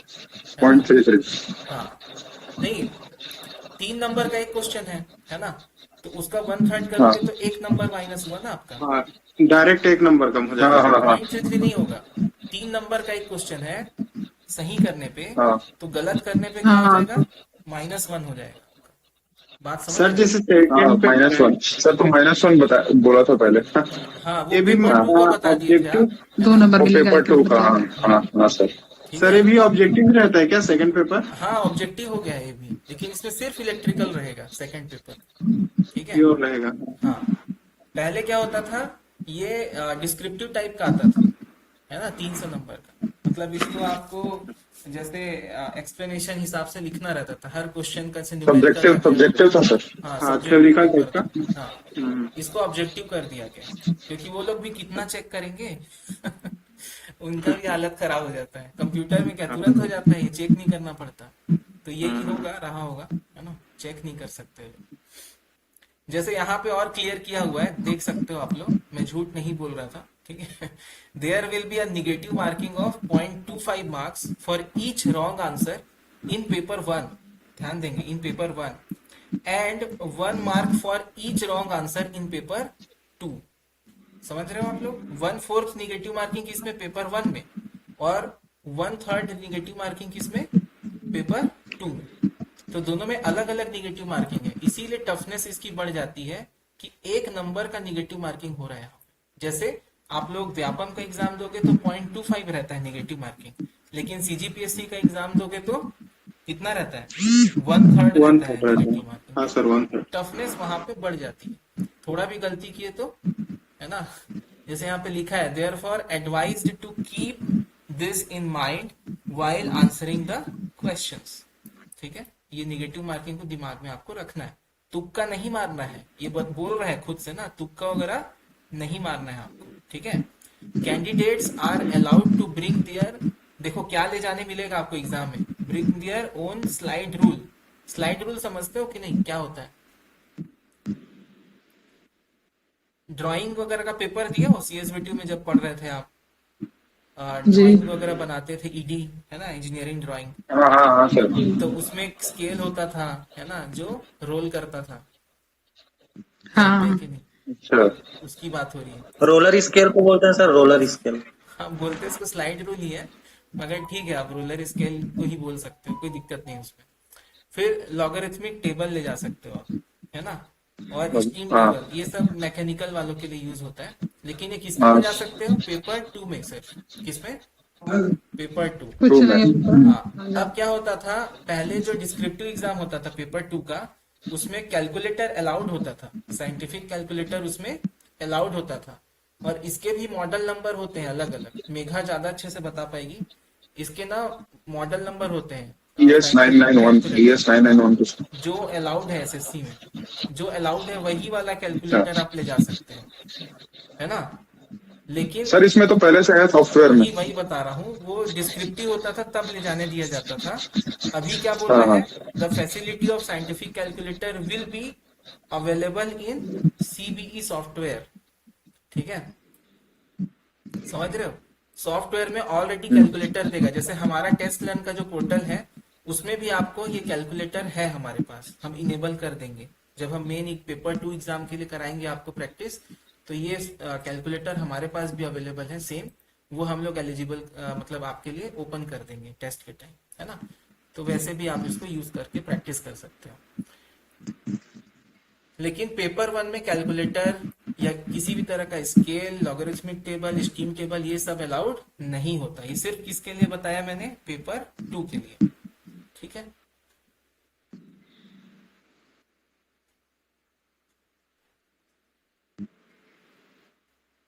फिर इसमें भी दावापत्ती होता है। दावापत्ती के लिए आपको 100 रुपए पर क्वेश्चन पे करने होते हैं, ठीक है, जो कि नॉन रिफंडेबल होता है। ठीक है, तो ये दावापत्ती होती है, वो मॉडल आंसर जारी करता है, एसएससी रिस्पॉन्स शीट देता है, उसके बाद दावापत्ती आप कर सकते हो उनके आंसर की के ऊपर, अगर कोई सा आंसर आपको गलत लगता है। ठीक है, अगर मल्टीपल शिफ्ट में है तो नॉर्मलाइजेशन होगा, फिर फाइनल मेरिट बनता है। तो ये सारी चीजें आपको यहाँ पे क्लियर हो गई होंगी। ठीक है, फिर ये सिलेबस का जो पार्ट है, इसमें मोटा मोटी देखें तो रीजनिंग का पार्ट है, इंटेलिजेंस रीजनिंग, जिसमें आप लोग सर बता ही रहे थे, एनालॉजीज के ऊपर रहता है, नंबर सीरीज और अल्फाबेटिकल सीरीज के ऊपर में रहता है। ठीक है, सिमिलैरिटीज एंड डिफरेंसेस के ऊपर में है ना। फिर आपका जैसे आप देखोगे डिसीजन मेकिंग से रिलेटेड जो स्टेटमेंट कंक्लूजन वाले क्वेश्चन होते हैं डिसीजन मेकिंग के, वो वाले आ जाएंगे आपके पास, है ना। यहाँ पे देखो दिया भी है अरिथमेटिकल नंबर सीरीज, ऐसा करके बता भी दिया है। फिर कुछ फिगर बेस्ड रहते हैं, नॉन वर्बल में रहता है ये, है ना, फिगर से रिलेटेड क्वेश्चंस आते हैं। बहुत ज्यादा इसकी डीप में मैं नहीं जाऊंगा, ऊपर ऊपर से मैं बताया हूँ आपको, है ना, बाकी आप क्वेश्चंस में तो हम बताएंगे ही। फिर जनरल अवेयरनेस में आते हैं, तो जनरल अवेयरनेस में जो स्टैटिक जीके है आपका, वो आपका 3-4 सेक्शन से आता है। पहला हो गया हिस्ट्री कल्चर, हिस्ट्री और कल्चर जो है इंडियन, है ना। फिर जियोग्राफी, इंडियन जियोग्राफी। फिर आपका इकोनॉमिक जो है वो उससे रिलेटेड आएगा। फिर पॉलिटी से आता है ना। बाकी साइंटिफिक रिसर्च ये सबसे भी आता है जो करंट में चल रहा है। फिर कुछ करंट अफेयर के क्वेश्चंस होते हैं, ठीक है, और इसमें कुछ जनरल साइंस का भी होता है, साइंस का भी क्वेश्चन इसमें रहता है। तो लगभग 15-20 जनरल साइंस, कुछ स्टैटिक जीके और बाकी करंट अफेयर। तो ऐसा करके 50 क्वेश्चन इसमें बनते हैं। बट इसका ना वेटेज वेरी करता रहता है, कभी किसी को ज्यादा ले लेगा, कभी किसी को कम ले लेगा। तो ये भगवान भरोसे रहता है जनरल अवेयरनेस, ठीक है ना। इसमें बहुत ज्यादा इतना ही आएगा ऐसा करके मत समझना, पढ़ना सबको है। प्रीवियस ईयर क्वेश्चंस मस्ट है इसके लिए, है ना, खासकर अभी के पिछले 5 साल के। फिर आता है आपका इलेक्ट्रिकल इंजीनियरिंग का सिलेबस, जिसमें आप देख सकते हो मोटा मोटी जो सब्जेक्ट्स हैं बता देता हूँ। बेसिक इलेक्ट्रिकल इंजीनियरिंग है, तो उसमें कौन कौन से सब्जेक्ट आ जाते हैं? बेसिक कंसेप्ट आ जाएगा, सर्किट लॉज आ जाते हैं, मैग्नेटिक सर्किट आ जाता है, एसी फंडामेंटल, और 3 फेज सर्किट यहाँ पे नहीं दिया है बट वो भी पूछा जाता है, ठीक है, तो वो भी इंक्लूड कर सकते हैं। तो ये एक सब्जेक्ट हुआ BEE। दूसरा सब्जेक्ट आता है यहाँ पे मेजरमेंट एंड मेजरिंग इंस्ट्रूमेंट्स, ठीक है, मेजरमेंट का सब्जेक्ट। तीसरा आता है यहाँ पे इलेक्ट्रिकल मशीन्स, जिसमें सब प्रकार का machine, transformer, DC machine, induction machine, fractional horse power Motors या फ्रैक्शनल किलोवाट मोटर्स, ठीक है, सिंक्रोनस मशीन, ये सब इसमें आ जाता है मशीन में। फिर पावर सिस्टम में 3 सेक्शन है, जनरेशन, ट्रांसमिशन एंड डिस्ट्रीब्यूशन, ठीक है। फिर आता है basic electronics, then estimation, costing और यूटिलाइजेशन। तो कितने सब्जेक्ट बताए मैं टोटल, बताइए, गिन रहे थे कि नहीं आप लोग? सबसे पहले BEE, फिर मेजरमेंट, फिर मशीन, फिर पावर सिस्टम, बेसिक इलेक्ट्रॉनिक्स, 5 हुए है ना, फिर यूटिलाइजेशन, एस्टिमेशन, 7 हो गए। इतने आपके 7 सब्जेक्ट होते हैं। इसमें IE रूल्स भी होता है, इंडियन इलेक्ट्रिसिटी रूल्स, ठीक है, तो वो भी इंपॉर्टेंट है। तो लगभग 7-8 सब्जेक्ट से ये बन के आपका पूरा सिलेबस होता है ना। तो ये क्या है, 2 महीने में आपको करना है पूरे को, है ना। इसके क्वेश्चंस करने हैं, टॉपिक्स करने हैं प्रॉपर। इसका जो अच्छे से जो डिस्क्रिप्टिव सिलेबस है वो नीचे मिल जाएगा, ये मैं शेयर कर दूंगा आप लोगों को, है ना। तो ये यहाँ पे देख सकते हो बेसिक कंसेप्ट के अंदर क्या क्या चीजें हैं।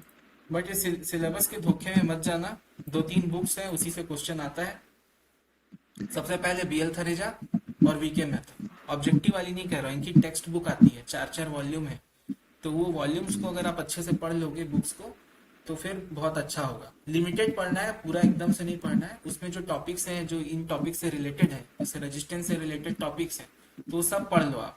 अब बोलोगे सर रेजिस्टेंस का रेजिस्टेंस लॉ तो पढ़ लिया, मतलब R = ρL/A वाला जो फॉर्मूला है वो हमने जान लिया, तो उससे क्या हो जाएगा? नहीं, आपको कलर कोडिंग भी पढ़ना पड़ेगा, आपको टेम्परेचर कॉफिशिएंट ऑफ रेजिस्टेंस भी पढ़ना पड़ेगा, आपको नॉन लीनियर रेजिस्टेंस भी पढ़ना पड़ेगा। तो बहुत सारे टॉपिक से मिलकर के आपका बनता है। तो क्वेश्चंस कहीं से भी आ सकते हैं, ये सब टॉपिक आपको बुक में मिलते हैं, ठीक है। तो होता है ना कि बुक से बार बार कौन पढ़े, इसीलिए लोग कोचिंग करते हैं। लेकिन कोचिंग में भी बुक का तो बताते नहीं है, सिर्फ क्वेश्चन पढ़ा देते हैं।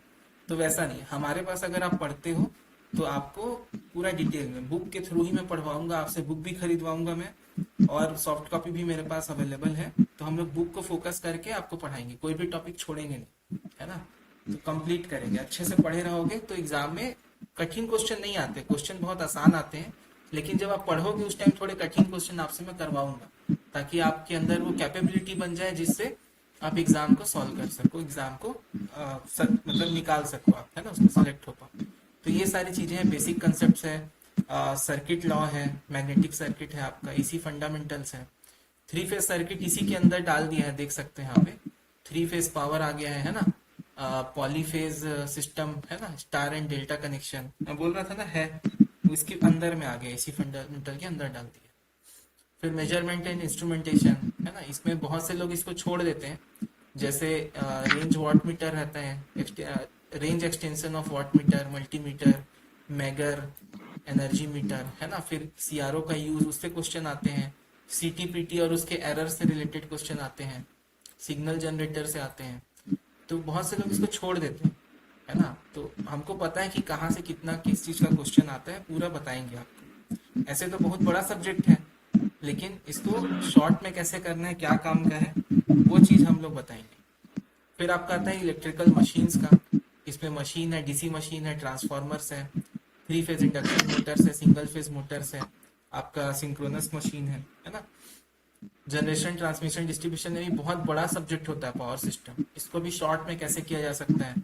सिर्फ जनरेशन है तो उसमें क्या पढ़े, मेन क्या चीज है उसमें, तो देख सकते हो आप यहाँ पे फैक्टर्स हैं, load factor, diversity factor, demand factor, है ना, cost of generation, interconnection of power system, grids वगैरह, ये सारी चीजें इसमें आपकी अवेलेबल होती है। फिर ट्रांसमिशन में फॉल्ट वगैरह आ जाते हैं, स्टेबिलिटी का आ जाता है। फिर डिस्ट्रीब्यूशन में प्रोटेक्शन सिस्टम, डिस्ट्रीब्यूशन सिस्टम आ जाते हैं। थोड़ा सा मतलब अच्छे ढंग से इसको करना है। फिर आपको मैं बोल रहा था ना IE रूल्स के बारे में, तो एस्टिमेशन कॉस्टिंग में ही IE रूल्स भी आ जाता है, टेंडर मेकिंग आ जाता है, टेंडर कैसे बनाते हैं। फिर एस्टिमेशन ऑफ लाइटिंग स्कीम, है ना, इलेक्ट्रिकल इंस्टॉलेशन एंड कमीशनिंग से रिलेटेड क्वेश्चन आते हैं, जो बेसिक है, बहुत टफ नहीं होता, बस वो कवर करना होता है आपको, सिलेबस बड़ा हो जाता है ना, तो कवर करना पड़ता है, बट टफ नहीं आता। पढ़े हो एक बार तो बन जाएगा। हाँ, लेकिन एग्जाम के जस्ट पहले एक बार पढ़े हो तो नहीं बनेगी। पूरे अच्छे से थोड़ा सा पहले से अगर पढ़े हो, रिवाइज करते आ रहे हो, तब बनेगा। यूटिलाइजेशन में है illumination, heating, welding, electroplating, drives and Motors, ऐसा करके। बेसिक इलेक्ट्रॉनिक्स में सिर्फ ट्रांजिस्टर तक गया है और उसके सिंपल सर्किट्स तक गया है, बहुत ज़्यादा नहीं। डायोड और आपका ट्रांजिस्टर, उसके टाइप्स और उससे रिलेटेड जो सर्किट बनती है उस पे गया। जैसे ट्रांजिस्टर एम्पलीफायर का काम करता है, ठीक है। डायोड्स वगैरह जो है रेक्टिफिकेशन के काम में आते हैं। तो उस तरीके के जो सर्किट्स होते हैं, clipper circuit, clamper circuit, rectifier circuit, है ना, हाफ वेव, फुल वेव, ये सारी चीजें। फिर एम्पलीफायर्स होते हैं आपके, अलग अलग क्लासेस होते हैं एम्पलीफायर के जो ट्रांजिस्टर से बने होते हैं। तो वो सारी चीजें आपको इसमें बेसिक इलेक्ट्रॉनिक्स में कवर करनी होती है बेसिकली। तो ये ओवरऑल जो सिलेबस का इंट्रोडक्शन था मैंने आपको दे दिया, बहुत फास्ट। आई होप कि समझ में आया होगा, बट बहुत धीरे धीरे बताता तो बोर हो जाता, इसलिए मैंने थोड़ा फास्ट बताया। आपको कोई डाउट्स हैं तो अभी पूछ सकते हो आप लोग, सिलेबस के रिगार्डिंग हाँ, कोई भी डाउट है प्लीज आस्क। हेलो हाँ बताइए, क्या डाउट है? हाँ सर, आरआरबी में भी एज लिमिट मतलब कम रहता है सर? अभी आरआरबी जेई मनीष सर बताएंगे क्या? थोड़ा सा मेरे को भूला भूला सा लग रहा है, अगर आपको पता हो तो। बाकी अगर ऐसा है सर? नहीं पता होगा ना तो मैं ग्रुप में डाल दूंगा। एज का पूछ रहे हो आप? एज का ना? हाँ, किसके लिए? एसएससी जेई के लिए? जी एसएससी जेई के लिए पूछ रहे हैं मैडम? नहीं, आरआरबी जेई में भी एज लिमिट ऐसे रहता है जिस एसएससी जेई में है वैसी टाइप से रहता है क्या? बोल रही हूँ। हाँ हाँ, मैं आपको पीडीएफ भेज दूंगा, उसमें पूरा है और वीडियो भी बनाया है ना, वीडियो भेज दिया जाएगा आपको, है ना, आपको कॉल करेंगे, है ना? ठीक, देखिए इसके अलावा आप माइक ऑफ कर लेंगे मैडम, देखिए बाकी लोग माइक ऑफ कर लेंगे। यहाँ पे बहुत ही इंपॉर्टेंट चीज यहाँ पे दी हुई है कि मिनिमम क्वालिफाइंग मार्क्स भी होते हैं अलग अलग पेपर के। जैसे आपका कट ऑफ तो लाना ही पड़ेगा, कट ऑफ अलग चीज है और क्वालिफाइंग मार्क्स अलग होता है। क्वालिफाइंग मार्क्स जब आपका होगा तभी आप उसमें पास कहलाओगे, और अगर कट ऑफ होगा तो सिलेक्टेड कहलाओगे या शॉर्ट लिस्टेड कहलाओगे।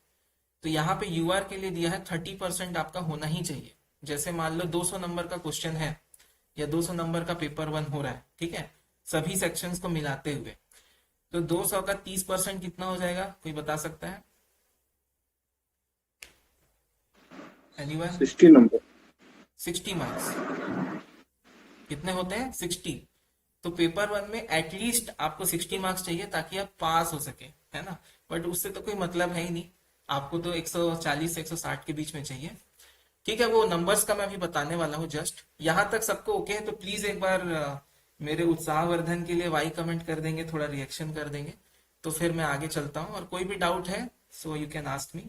अगर कोई भी किसी भी तरह का डाउट आपको लगता है तो प्लीज आप आरआरबी जेई में जो एज लिमिट है वो 18 to 33 ईयर्स है, और इसमें 3 साल का एज रिलैक्सेशन है ओबीसी के लिए, और 5 साल का एज रिलैक्सेशन है एसटी/एससी कैंडिडेट्स के लिए। ठीक है। तो अगर आप लोग एसएससी जेई क्लियर करते हैं, सेलेक्ट हो जाते हैं, तो क्या होगा? अगर आप सेलेक्ट होते हैं तो आपको प्रोबेशन में रखा जाएगा, पोस्टिंग दी जाएगी जिस डिपार्टमेंट के लिए आप प्रेफरेंस डालेंगे उसमें। तो प्रोबेशन का पीरियड होगा, मतलब 2 साल, जो शुरू की 2 साल की सर्विस होगी उसको बोलेंगे पीरियड ऑफ प्रोबेशन। आप डायरेक्टली उसमें नहीं आते, 2 साल की परिवीक्षा अवधि होती है जिसमें आपके काम काज को देखा जाता है, फिर आपको कंफर्म किया जाता है। The candidates would be required to undergo such training or pass such examinations as prescribed by the controlling authority. On successful completion of the period of probation, the candidate shall, if considered fit for permanent appointment, be confirmed to their post by the controlling authority. मतलब आपका 2 साल अगर satisfactory लगेगा तभी आप उसको वो confirm करेगी। तो जनरली हो ही जाता है, किसी को निकालते नहीं है, लेकिन फिर भी आपको जिम्मेदारी से काम करना पड़ेगा, सीनियर्स का ईगो सहना पड़ता है, ठीक है, क्योंकि वो फिर मस्ती करते हैं कि इनको तो हटाया जा सकता है करके, है ना। कोई भी चीज में आपको दिक्कत नहीं करना है, जैसा है चल रहा है चलने दो, अपना 2 साल पहले निपटाओ वहां पे। क्लियर? तो ये सारी चीजें हैं। अगर टाई केसेस होता है, जैसे नंबर आप लोग का सेम आ जाता है ना, तो टोटल मार्क्स देखा जाएगा पेपर 2 का पहले, उसमें मिलान किया जाएगा। फिर डेट ऑफ बर्थ देखा जाता है, और जो बड़े होते हैं, ओल्डर जिनका एज ज़्यादा है उनको पहले प्रेफरेंस दिया जाता है। उसके बाद अगर ये दोनों तीनों चीज़ें सेम है तो अल्फ़ाबेटिकल ऑर्डर में नाम चेक किया जाता है, जिसका अल्फ़ाबेटिकल में पहले आ रहा है उसको दे दिया जाता है। ठीक है, बाकी मिसकंडक्ट तो आप लोग करोगे नहीं, इसको छोड़ देते हैं। सो आई थिंक मैंने कंप्लीट बता दिया है। अब कट ऑफ वगैरह के बारे में देखेंगे, उससे पहले थोड़ा सा मैं आप लोग को ये एनेक्सर वगैरह दिखा देता हूँ। ठीक है, ओबीसी का एनेक्सर होगा तो इसमें देख लेते हैं। ये सभी डिसेबिलिटी का है। ये प्रोसीजर है पूरा, पॉइंट बाय पॉइंट है ना, कि क्या क्या आपको जरूरी होगा, कैसे कैसे करना है, पूरा डिटेल में दिया हुआ है। इसको भी आप फॉलो कर सकते हो, वेबसाइट पे भी आपको मिल ही जाएगा, तो वहां से भी आप देख सकते हो। ये डिटेल था, ये इसका स्क्रीनशॉट है। जैसे जैसे आप फॉर्म फिल करते जाओगे तो ये सारे पेजेस आपको वहां पे व्यू होते जाएंगे, जो कि मैं अभी स्क्रीन पे दिखा रहा हूँ। ये सब नीचे की तरफ आपको मिल जाएगा इस नोटिस में। ठीक है, तो इसको देख करके आप प्रॉपर अच्छे से फॉर्म भर देना, क्योंकि वेबसाइट नया है तो थोड़ा बहुत ग्लिच भी हो सकता है इन बिटवीन। ठीक है, जिसको रिपोर्ट भी करना पड़ सकता है, तो बिल्कुल आज ही फॉर्म को फिल कर लेना आप सभी। ठीक है, और मैं भी कट ऑफ बताऊंगा आप लोग को, थोड़ा समझाऊंगा। बाकी मैं देख रहा हूँ कुछ अगर कास्ट रिलेटेड कुछ हो तो डिफेंस पर्सनल के लिए दिया है certificate given by the ex serviceman के लिए है। हाँ देखो, इस तरह का एक फॉर्मेट होता है SC/ST सर्टिफिकेट का। ठीक है, तो इसमें SDM से होता है, सब डिविजनल ऑफिसर जो होता है आपका, है ना, सब डिविजनल मजिस्ट्रेट या ऑफिसर, जो कि जिला क्या दंडाधिकारी बोलते हैं ना उसको। जिला दंडाधिकारी मतलब कलेक्टर होता है, और ये अनुविभागीय दंडाधिकारी बोलते हैं इसको। ठीक है, उनके नीचे का सर, उनके नीचे का रह गए।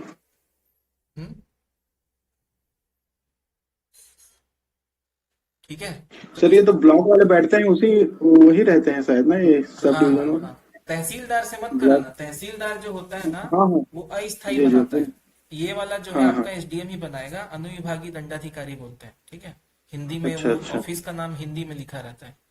ठीक है, तो इस तरह से ये क्लॉज वगैरह उसमें लिखे होते हैं, आप लोग देख सकते हो। देखो लिखा है ना, constitution, ST order, amendment, ordinance 1996, ऐसे बहुत सारे जो अमेंडमेंट्स है ये सारे इसमें लिखे होते हैं। उसके बाद फिर साइन होता है, तो वो एक सर्टिफिकेट अलग होता है, ये आप लोग को बनवाना पड़ता है, पहले बनवा लीजिएगा। ठीक है, फिर ये OBC का है, ये एनेक्सर 8, जैसा कि अजीत आप पूछ रहे थे RRB वाला, SSC JEE वाला, तो कहीं पर भी ना एग्जाम का नाम नहीं लिखा रहता, इस तरीके से आपको दिया रहेगा, और यहाँ पे है ना इस तरीके से ये चीज लिखी रहती है, अमेंडमेंट्स वगैरह। फिर आता है EWS का, इकोनॉमिक वीकर सेक्शंस, तो उनके लिए भी सर्टिफिकेट है। ठीक है, और बता दीजिएगा जिसको कुछ जानना हो। डिसेबिलिटी सर्टिफिकेट भी बनता है इस तरीके से। तो इन सब चीजों के बारे में मैं जो बता रहा हूँ इसलिए बता पा रहा हूँ क्योंकि इससे रिलेटेड चेकिंग का काम मुझे मिलता है कई बार, तो ये सारा कुछ मैं चेक करता हूँ, इसको वेरीफाई करना पड़ता है सर्टिफिकेट्स को। ठीक है, अप्रोप्रिएट अथॉरिटीज के साथ में, तो वो सारा कुछ काम हमने किया हुआ है, इसलिए मैं काफी अच्छे से जानता हूँ। और आपने अगर जो भी एप्लीकेशन कर रहे हो अभी 18 अप्रैल तक है, तो उससे पहले का ही आपका सर्टिफिकेट्स होने चाहिए। बाद का होने से आपको डिस्क्वालीफाई किया जा सकता है, जिसके अगेंस्ट में आप कुछ नहीं कर पाओगे, चाहे आप सेलेक्ट ही क्यों ना हो गए, है ना। फोटोग्राफ का भी अच्छे से डालना है आपको, देखो कौन सा सही है, सही तरीके से आपको अपलोड करना है। फिर होता है, कई डिपार्टमेंट्स होते हैं जहाँ पे फिजिकल एफिशिएंसी टेस्ट या कुछ मेडिकल स्टैंडर्ड्स होते हैं पर्टिकुलर जूनियर इंजीनियर पोस्ट के लिए, तो उन टेस्ट को भी आपको पास करना होता है ना, उस तरीके से आपके पास होना चाहिए। कुछ स्टैंडर्ड्स हैं, फिजिकल स्टैंडर्ड्स आपके पास हैं, फिजिकल एफिशिएंसी टेस्ट है, बट यहाँ पे जो ये दिया हुआ है यही नहीं चाहिए आपको, है ना, मतलब सबके लिए नहीं है। जो लोग का BRO में होता है, बॉर्डर रोड ऑर्गेनाइजेशन डिपार्टमेंट में होता है, उन्हीं के लिए है ये सब कुछ, है ना, ये फीमेल्स के लिए तो है ही नहीं। तो ऐसे ही हर डिपार्टमेंट का कुछ ना कुछ क्राइटेरिया होता है, जैसे मिलिट्री इंजीनियरिंग सर्विसेज का भी कुछ क्या होगा, इस तरीके का मेडिकल स्टैंडर्ड होगा, फिजिकल एफिशिएंसी टेस्ट होगा। जैसे BRO में क्या बोल दिया कि अगर आप 1 मील तक दौड़ सकते हो 10 मिनट में कंप्लीट कर सकते हो तो आप फिजिकली इफिशिएंट हो, ऐसा बोल दिया है।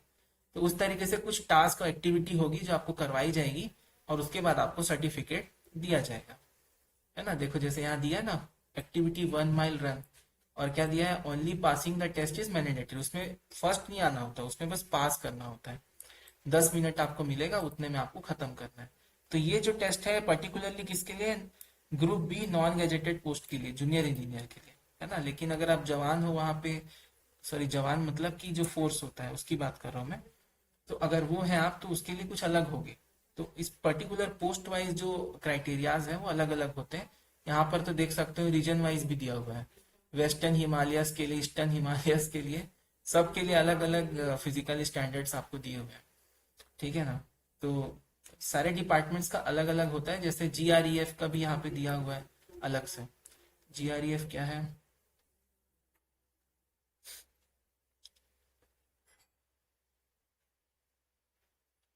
ठीक है। तो ये सब चीजें हैं। तो ये आपका पूरा जो था एसएससी जेई का एडवर्टीजमेंट, वो हमने आज डिस्कस किया हुआ है। कोई भी डाउट है किसी को, सो मैं डाउट्स लेना चाहूंगा आपके, या कुछ अगर आप ऐड करना चाहते हो जो मैं मिस कर दिया हूँगा, तो आप लोग ऐड भी कर सकते हो। चलिए, फिर इसके बाद हम लोग कट ऑफ और मार्क्स और किस तरह से रिजल्ट आता है उसके ऊपर डिस्कशन करेंगे। तो सबसे पहले 1-2 मिनट मैं पानी पी लेता हूँ, तब तक आप लोग के जो डाउट्स हैं कुछ है तो मुझे जरूर बताएं, माइक ओपन करके, ठीक है। Thank you. सर वो जो सर्टिफिकेट बनता है उसका क्या प्रोसेस है सर, जो उसमें फॉर्मेट है? कुछ नहीं, पुराना जो सर्टिफिकेट बना हुआ है आपके पास जो है स्थाई वाला, उसको लेकर जाएंगे अपने संबंधित अनुभाग में या तहसील में। वहां पे अनुविभागीय अधिकारी जो होता है उसके पास जाएंगे, और वहां पे बाबू होता है, उसको देंगे आप, तो वो आपको शुल्क बताएगा, वो शुल्क आप पे करेंगे, और आपको समय बताएगा कितने बजे आ जाना। और उतना भी नहीं कर पाओगे तो कोई वकील पकड़ लेना वहां पे आसपास, है ना, वकील बैठे रहते हैं, उनको बताना ये काम है, तो वो आपको शुल्क बताएंगे, शुल्क देना, डॉक्यूमेंट्स देना, वो समय बताएंगे, उसमें जाओगे तो आपको मिल जाएगा। 1 दिन से ज्यादा नहीं लगता है, कई बार लग जाता है अगर अधिकारी नहीं है तो, ठीक है। बाकी हो जाता है मैक्सिमम काम। तो पुराना कास्ट सर्टिफिकेट को भी रखना पड़ेगा क्या? हाँ, ओरिजिनल लेके जाना, फोटो कॉपी भी कराना, ठीक है। तो उसको देख के सर्टिफाई करते हैं, पुराने से नए में कुछ नंबर्स उसमें डालने पड़ते हैं पुराने सर्टिफिकेट के, तो वो नंबर्स एंट्री करके मिलान कर लेते हैं अपने ऑफिस में, और फिर सर्टिफाई कर देते हैं, सब चीज सही रहता है तो, ठीक है। और कोई किसी का क्वेश्चन है? सर इसको कब बनवाना है बोले हैं? मैं क्या थोड़ा लेट हो गया था। 18 अप्रैल से पहले, है ना। अच्छा जी sir. Hello sir. Hello sir, जैसे अक्टूबर 1994 का सर बर्थ है, तो 2024 में भी 30 कंप्लीट हो जाएगा, तो क्या सर फॉर्म भर सकते हैं कि नहीं? क्या क्या सीन? कब 30 कंप्लीट कब हो रहा है आपका? सर अक्टूबर अभी 24 में। हाँ, तो भर सकते हो ना आप। अच्छा, 1 ठीक है अगस्त सर। 2024 को, है ना, 30 साल पूरा नहीं किया, तो आप भर सकते हो। हाँ हाँ, हाँ, ठीक है सर। समझ गया ना मैं क्या बोल रहा हूँ? हाँ हाँ, समझ गए आपका डेट ऑफ बर्थ कब है? सर। अक्टूबर में है सर, 29 अक्टूबर 1994। है ना, अक्टूबर में है ना। हाँ इसमें हमने एक वो दिखाया था ना, वहां पे लिखा हुआ है स्पष्ट, उसको थोड़ा सा एक बार और पढ़ लेते हैं, आपका क्वेरी रिजॉल्व हो जाएगा वहां से। ये देखो, ये जो दिया हुआ है ना, इसको रीड करो अच्छे से। For the post candidate must have been born not earlier than, तो 94, ठीक है, मतलब कर सकते हैं। क्लियर है ना? हाँ हाँ सर, ठीक है।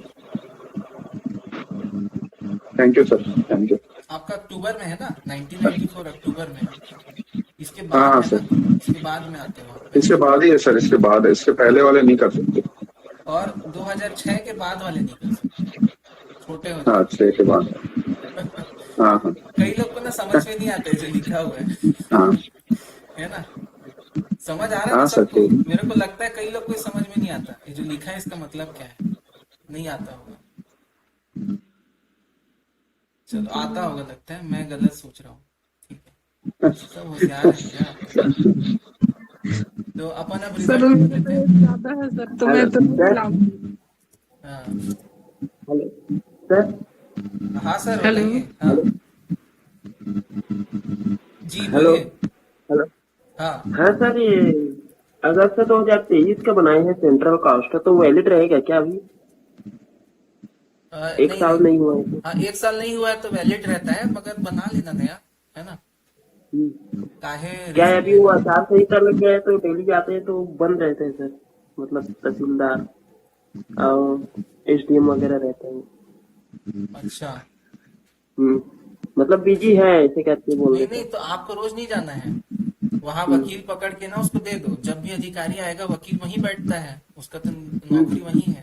या वहां के बाबू को पकड़ा दो, वो करवा के रख लेगा, जब आएगा साहब तो, है ना। फिर हम्म, आप जाके ले जाना, आपको रहने की जरूरत नहीं होती वहां। हम्म, डॉक्यूमेंट देख के वो लोग वेरीफाई करते हैं, इंसान देख के नहीं करते। ठीक है। ठीक है। तो आपको रहना नहीं है, किसी को थमा दो, 2-4 पैसे लेगा आपसे, बाकी कर देगा, है ना। ठीक है। चलिए रिजल्ट देख लें, सब ओके, ओके थैंक है, यू सर। फटाफट ठीक से कंप्लीट करते हैं। आप लोग भी बहुत समय से जुड़े हुए हैं, संडे को भी टाइम दे रहे हो, काबिले तारीफ है ना। चलो देखते हैं। देखिए, मैं अभी जो दिखा रहा हूं आप लोग पढ़ सकते हो। Declaration of final result of junior engineer civil mechanical and electrical examination 2023। ठीक है। तो किस तरह से रिजल्ट जारी होता है, तो जारी होगा रिजल्ट तो इस तरीके से एक नोटिफिकेशन आएगा। ठीक है। ये वाला जो रिजल्ट है, ये पेपर 1 और पेपर 2 दोनों का एक साथ है ना, मतलब दोनों का जोड़ करके है। जैसे देखो लिखा हुआ है, result of paper 1 of junior engineer was declared on 17th November 2023. Thereafter, paper 2 of the examination was conducted on 4th December 2023. ठीक है। दोनों पेपर हो जाने के बाद फिर ये रिजल्ट आपका यहाँ पे डिक्लेयर किया गया है। ठीक है। तो यहाँ पे आप देख सकते हो क्या बोला है यहाँ पे, नीचे आप देखते जाएंगे, है ना। देखो यहाँ पे मिनिमम क्वालिफाइंग मार्क्स बताया हुआ है। ठीक है, पेपर 1 के लिए भी और पेपर 2 के लिए भी। तो पेपर 1 में 60 चाहिए जनरल को और 90 पेपर 2 के लिए चाहिए। बट ये तो चाहिए ही होगा, तभी आप आगे बढ़ पाओगे, तो इसको कोई मतलब नहीं इस पे याद रखने का, सिर्फ कट ऑफ पे फोकस करना है। देखो ये क्या दिया हुआ है, आप लोग देख सकते हो। बताओ क्या दिया हुआ है यहाँ टेबल पे। वैकेंसीज। हाँ, कितनी, क्या, नहीं वैकेंसीज नहीं है, वैकेंसीज है। हाँ देखो वैकेंसीज भी है, साथ में क्या है, कैंडिडेट्स जो रिकमेंडेड है उस वैकेंसीज के अगेंस्ट में, वो दोनों चीज दी हुई है। जैसे देखोगे यहाँ पे 639 है टोटल वैकेंसीज, तो उसके लिए कितने कैंडिडेट्स रिकमेंडेड है, 639, जिसमें वो इंक्लूड किया हुआ है 71 EWS को, 5 SC को, 4 ST को, 313 OBC को। ठीक है, जो कि UR स्टैंडर्ड में क्वालिफाइड है। ठीक, तो टोटल पोस्ट कितने हैं, 1374। तो 1374 लोग को रिकमेंड किया हुआ है इन्होंने। ठीक है, तो इनके डिटेल्स वगैरह सारे कुछ यहाँ पे अवेलेबल रहते ही है।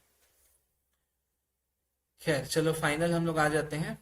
किस तरह से रिजल्ट दिया होता है थोड़ा अच्छे से मैं बता देता हूँ। इलेक्ट्रिकल और मैकेनिकल का देखेंगे तो सबसे पहले दिया होता है आपका डिपार्टमेंट कोड। जैसे हमने बहुत सारे डिपार्टमेंट देखे थे, अलग अलग डिपार्टमेंट थे हमारे पास। देखो तो ये 2023 में जो डिपार्टमेंट पार्टिसिपेट किए थे एसएससी जेई के लिए, उनका दिखा रहा है। अभी जो डिपार्टमेंट्स होंगे वो थोड़े से अलग हो सकते हैं। ठीक है, कुछ डिपार्टमेंट्स बदल जाते हैं, लेकिन जनरली जो रहता है वो क्या है, MES रहता ही रहता है हर बार। ठीक है, बॉर्डर रोड ऑर्गेनाइजेशन रहेगा ही, CPWD हमेशा रहता ही रहता है। ये 3 चीज तो रहेगी। जैसे अभी जो है DGQA नवल, वो एक नया डिपार्टमेंट आ रहा है। NTRO एक नया डिपार्टमेंट है जो अभी इस बार आएगा, पिछले बार में नहीं था। अभी ये वाला डिपार्टमेंट नहीं है, ministry of port shipping and waterways, ये हटा दिया है, अभी इसमें नहीं है। तो हर बार जिन डिपार्टमेंट से वैकेंसीज अवेलेबल रहती है, वही डिपार्टमेंट्स उस साल के लिए रिक्रूटमेंट करते हैं। कराता कौन है, SSC कराता है। ठीक है, तो अभी जो कोड है, ए कोड है किसके लिए, BRO के लिए है। ठीक है, ए में क्या, इलेक्ट्रिकल मैकेनिकल। फिर आप देखो सी जो है इलेक्ट्रिकल के लिए है, सेंट्रल पब्लिक वर्क्स डिपार्टमेंट। इसी तरीके से और भी चीज है। जैसे MES के लिए आप देखोगे तो इसमें इलेक्ट्रिकल मैकेनिकल जो कॉमन है उसके लिए J है। तो अपने काम का क्या है, अपने काम का है C और J। ठीक है, बस इसी पे मैं फोकस करूंगा। तो देखिए यहाँ पे सी कोड देखेंगे, जैसे ये सी कोड है, इसमें भी क्या दिया है, EWS, SC, ST है ना, हैंडीकैप्ड का बताया है, पर्सन विद डिसेबिलिटी का, फिर OBS, फिर UR, सबसे नीचे UR। तो पहले UR से शुरू करते हैं, सी से। सी मतलब PWD, और उसमें भी इलेक्ट्रिकल, जिसमें सिर्फ डिप्लोमा वाले एलिजिबल होते हैं। तो उस टाइम इसके पहले 2023 में टोटल कितने वैकेंसी थे, 74 थे, और 74 की 74 भर गई है वैकेंसी। अब जो मार्क्स हैं आप देखोगे, जो 416 दिया हुआ है यहाँ पे मार्क्स, वो कौन सा मार्क्स है, कोई बता सकता है? जनरल का कट ऑफ है सर। देखो दो पेपर टोटल मार्क्स है दोनों पेपर का, दोनों मार्क्स दोनों का ऐड टोटल करके है ना, दोनों पेपर का ऐड करके है, ठीक है। और पेपर 2 का मार्क्स देखो कितना है, 267। 267। तो मेरे को यहाँ पे आप लोग निकाल के बताओ कि पेपर 1 का कितना मार्क्स गया रहा होगा, पेपर 1 में कितना मार्क्स गया होगा? माइनस कर देते हैं ना सर। माइनस कर दो, या फिर अपन दूसरा PDF भी ले सकते हैं ना, पेपर 1 का रिजल्ट का, वही 149 होगा। हाँ, लगभग 150 नंबर के आसपास PWD का जा रहा है, जिसमें सिर्फ कौन एलिजिबल है, डिप्लोमा वाले ही एलिजिबल होते हैं, सिर्फ और सिर्फ डिप्लोमा वाले, ठीक है। अब अपन MES का देख लेते हैं। MES मतलब J, ठीक है। तो J में देखो, जो कि इलेक्ट्रिकल मैकेनिकल दोनों के लिए था, UR में देखो, बताओ यहाँ पे कितना आ रहा है, माइनस करके बताओ। 414 में माइनस कर दो 281। लास्ट जो कैंडिडेट सेलेक्ट हुआ है उसका कितना नंबर आ रहा है? 414। अगर दोनों पेपर को जोड़ देते हैं तो, है ना, 133। तो 133 के आसपास आ रहा है आपका, ठीक है। वैसे ही OBC का भी आप निकाल सकते हो, है ना, ठीक है।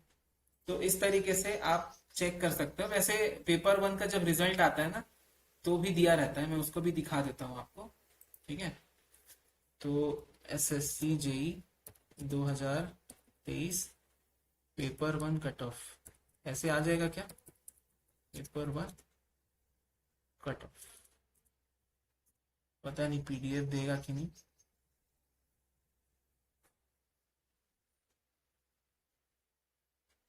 एक्चुअल में दूसरे वेबसाइट वाले मेरा भरोसा खो चुके हैं, इसलिए मैं उनका नहीं देख रहा हूँ, मैं SSC का ही ऑफिशियल देख रहा हूँ। ये है शायद, मुझे लगता है, देखते हैं। हाँ, ये आपका है, देख सकते हो आप रिजल्ट, मैंने SSC का ही निकाला हुआ है, ऊपर ssc.nic.in आप देख सकते हो। जेन्युइन चीज देखेंगे, जेन्युइन जगह से, ठीक है। देखो यहाँ पे क्या लिखा हुआ है, junior engineer examination 2023 declaration of result of paper 1 for short listing of candidates for appearing in paper 2 which is also computer based mode. चलो देख लेते हैं इसमें। ये देखो यहाँ पे सिविल इंजीनियरिंग का दिया हुआ है, कई लोग इसी को पढ़ के इलेक्ट्रिकल का समझ जाते हैं, तो स्किप करके आप नीचे आ जाएंगे।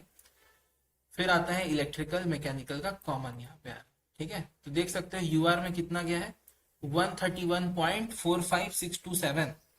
बात समझ रहे हो यहाँ पे। लेकिन अभी हमने निकाला था रणबीर, तो 149 आ रहा था, ठीक है, किसके लिए, CPWD के लिए। हाँ, और MES के लिए 133। हाँ, यहाँ पे जो दिखाएगा ना, वो इलेक्ट्रिकल मैकेनिकल का कंबाइंड दिखा रहा है। मतलब कुछ डिपार्टमेंट्स होंगे, सभी डिपार्टमेंट्स का ये क्या निकाल रहा है, किसमें सबसे लोवेस्ट गया हुआ है, ठीक है, जिसमें लोवेस्ट मार्क्स गया हुआ है उसी को ही ये क्या करता है, कट ऑफ में मान लेता है। इससे पूरा एग्जैक्ट आइडिया नहीं लगता, क्योंकि देखो आप हर डिपार्टमेंट के लिए तो एलिजिबल हो नहीं, है कि नहीं। जैसे कुछ बीटेक वाले बच्चे हैं यहाँ पे, तो वो MES के लिए ही ट्राई करेंगे अभी वाले एग्जाम में। तो MES में कितना जा रहा है, 149 जा रहा है आपका कट ऑफ। लेकिन यहाँ पे आपको मिस गाइड क्या हो जाओगे कि सर ये तो 131 में हो गया। तो यहाँ पे थोड़ा सा पढ़ने में अंतर हो जाता है। तो आप 131 लिखा है, बट वो जो लिखने का उसका तरीका है, जो सोच के यहाँ 131 लिखा गया है, जो कैलकुलेशन है वो काफी डिफरेंट है। सभी डिपार्टमेंट्स का एक जाई करके दिया गया है, जिसमें इलेक्ट्रिकल मैकेनिकल दोनों ही कॉमन है। लेकिन आपका जो कट ऑफ जा रहा है पेपर 1 का, वो कितना जा रहा है MES डिपार्टमेंट के लिए, बीटेक वालों के। सर ये मिनिमम को शो कर रहा है, लग रहा है सर, कट ऑफ का जो मिनिमम नंबर तक जो रहता है ना, कट ऑफ अंडर मतलब ऐसा कुछ हो गया। देखिए सर ये कट ऑफ का जो मतलब होता है ना, वो सबको क्लियर है। जिस लास्ट नंबर पे सिलेक्शन हुआ है, ऐसा लड़का जो आखिरी जो लड़का सेलेक्ट हुआ है उसके नंबर क्या थे, उसी को कट ऑफ बोला जाता है। मगर हाँ एसएससी सर। जेई में ना बहुत सारे डिपार्टमेंट्स हैं। जैसे मैं दिखाया ना आपको 8-10 डिपार्टमेंट है।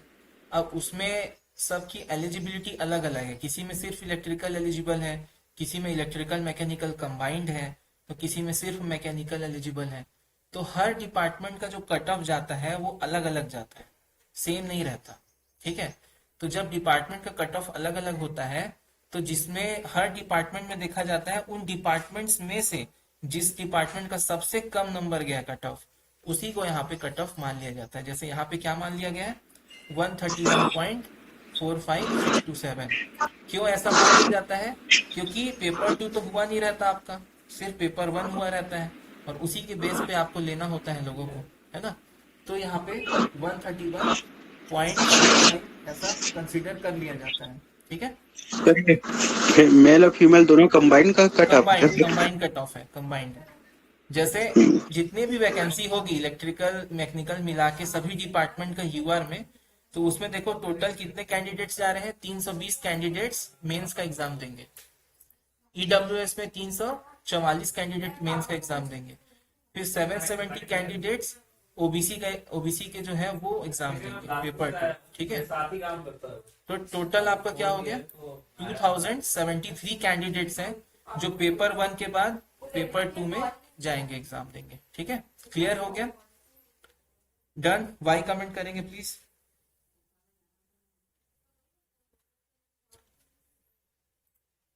ठीक है। तो ये छोटा सा एक रिजल्ट आपको यहाँ पे मैंने दिखाया एक डेमो के लिए, है ना। तो इसका ये मतलब मत समझना कि आपको 130 ही लेके आना है, उसमें आपका हो जाएगा, ऐसा नहीं है। आपको एटलीस्ट 150 प्लस मार्क्स होने चाहिए पेपर 1 में, तभी आप पेपर 2 में कोई चांसेस एक्सपेक्ट कर सकते हैं। अदरवाइज आप सिर्फ पढ़ेंगे, आपका कोई गवर्नमेंट जॉब में सिलेक्शन नहीं होंगे आपके। ठीक है। तो वो सिर्फ आपके फन एक्टिविटी है, समझना। अगर आप 150-160 का टारगेट कर रहे हो, है ना, तो भी आपका 150-160 नहीं आएगा। एटलीस्ट आपको 170-180 टारगेट करना पड़ेगा, जो कि कैलकुलेटेड है। हो सकता है उतना कैलकुलेशंस, उतना जा सकते हो आप। एक्सट्रीम कंडीशंस में भी उतने मार्क्स आप ला सकते हो। और आपका कहाँ तक आना चाहिए, एटलीस्ट 150 प्लस आना चाहिए, तभी कोई भी चांसेस आपके हैं कि आप पेपर 2 के लिए एलिजिबल होगे।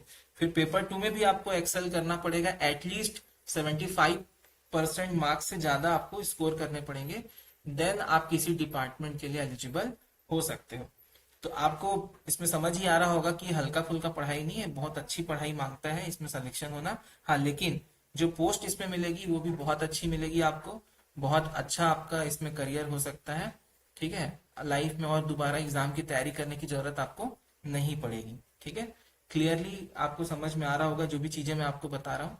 इसकी तैयारी अगर आप करते हो, तो इसकी तैयारी करने के साथ साथ आपको क्या होगा, दूसरे जो एग्जाम्स हैं, जैसे छत्तीसगढ़ में असिस्टेंट इंजीनियर का एग्जाम होता है, छत्तीसगढ़ में जेई का एग्जाम होता है, सीएसईबी का ही नहीं, आपके जितने भी इंजीनियरिंग डिपार्टमेंट है, जैसा कि मैं बोलूँ क्रेडा का हो गया, है ना, एनर्जी डिपार्टमेंट होता है छत्तीसगढ़ में, अर्बन एडमिनिस्ट्रेशन है, मैक्सिमम जगह पीएचई हो गया, पब्लिक हेल्थ इंजीनियरिंग, है ना, डब्ल्यूआरडी होता है, वाटर रिसोर्स डिपार्टमेंट, बहुत सारे डिपार्टमेंट्स है, हाउसिंग बोर्ड है।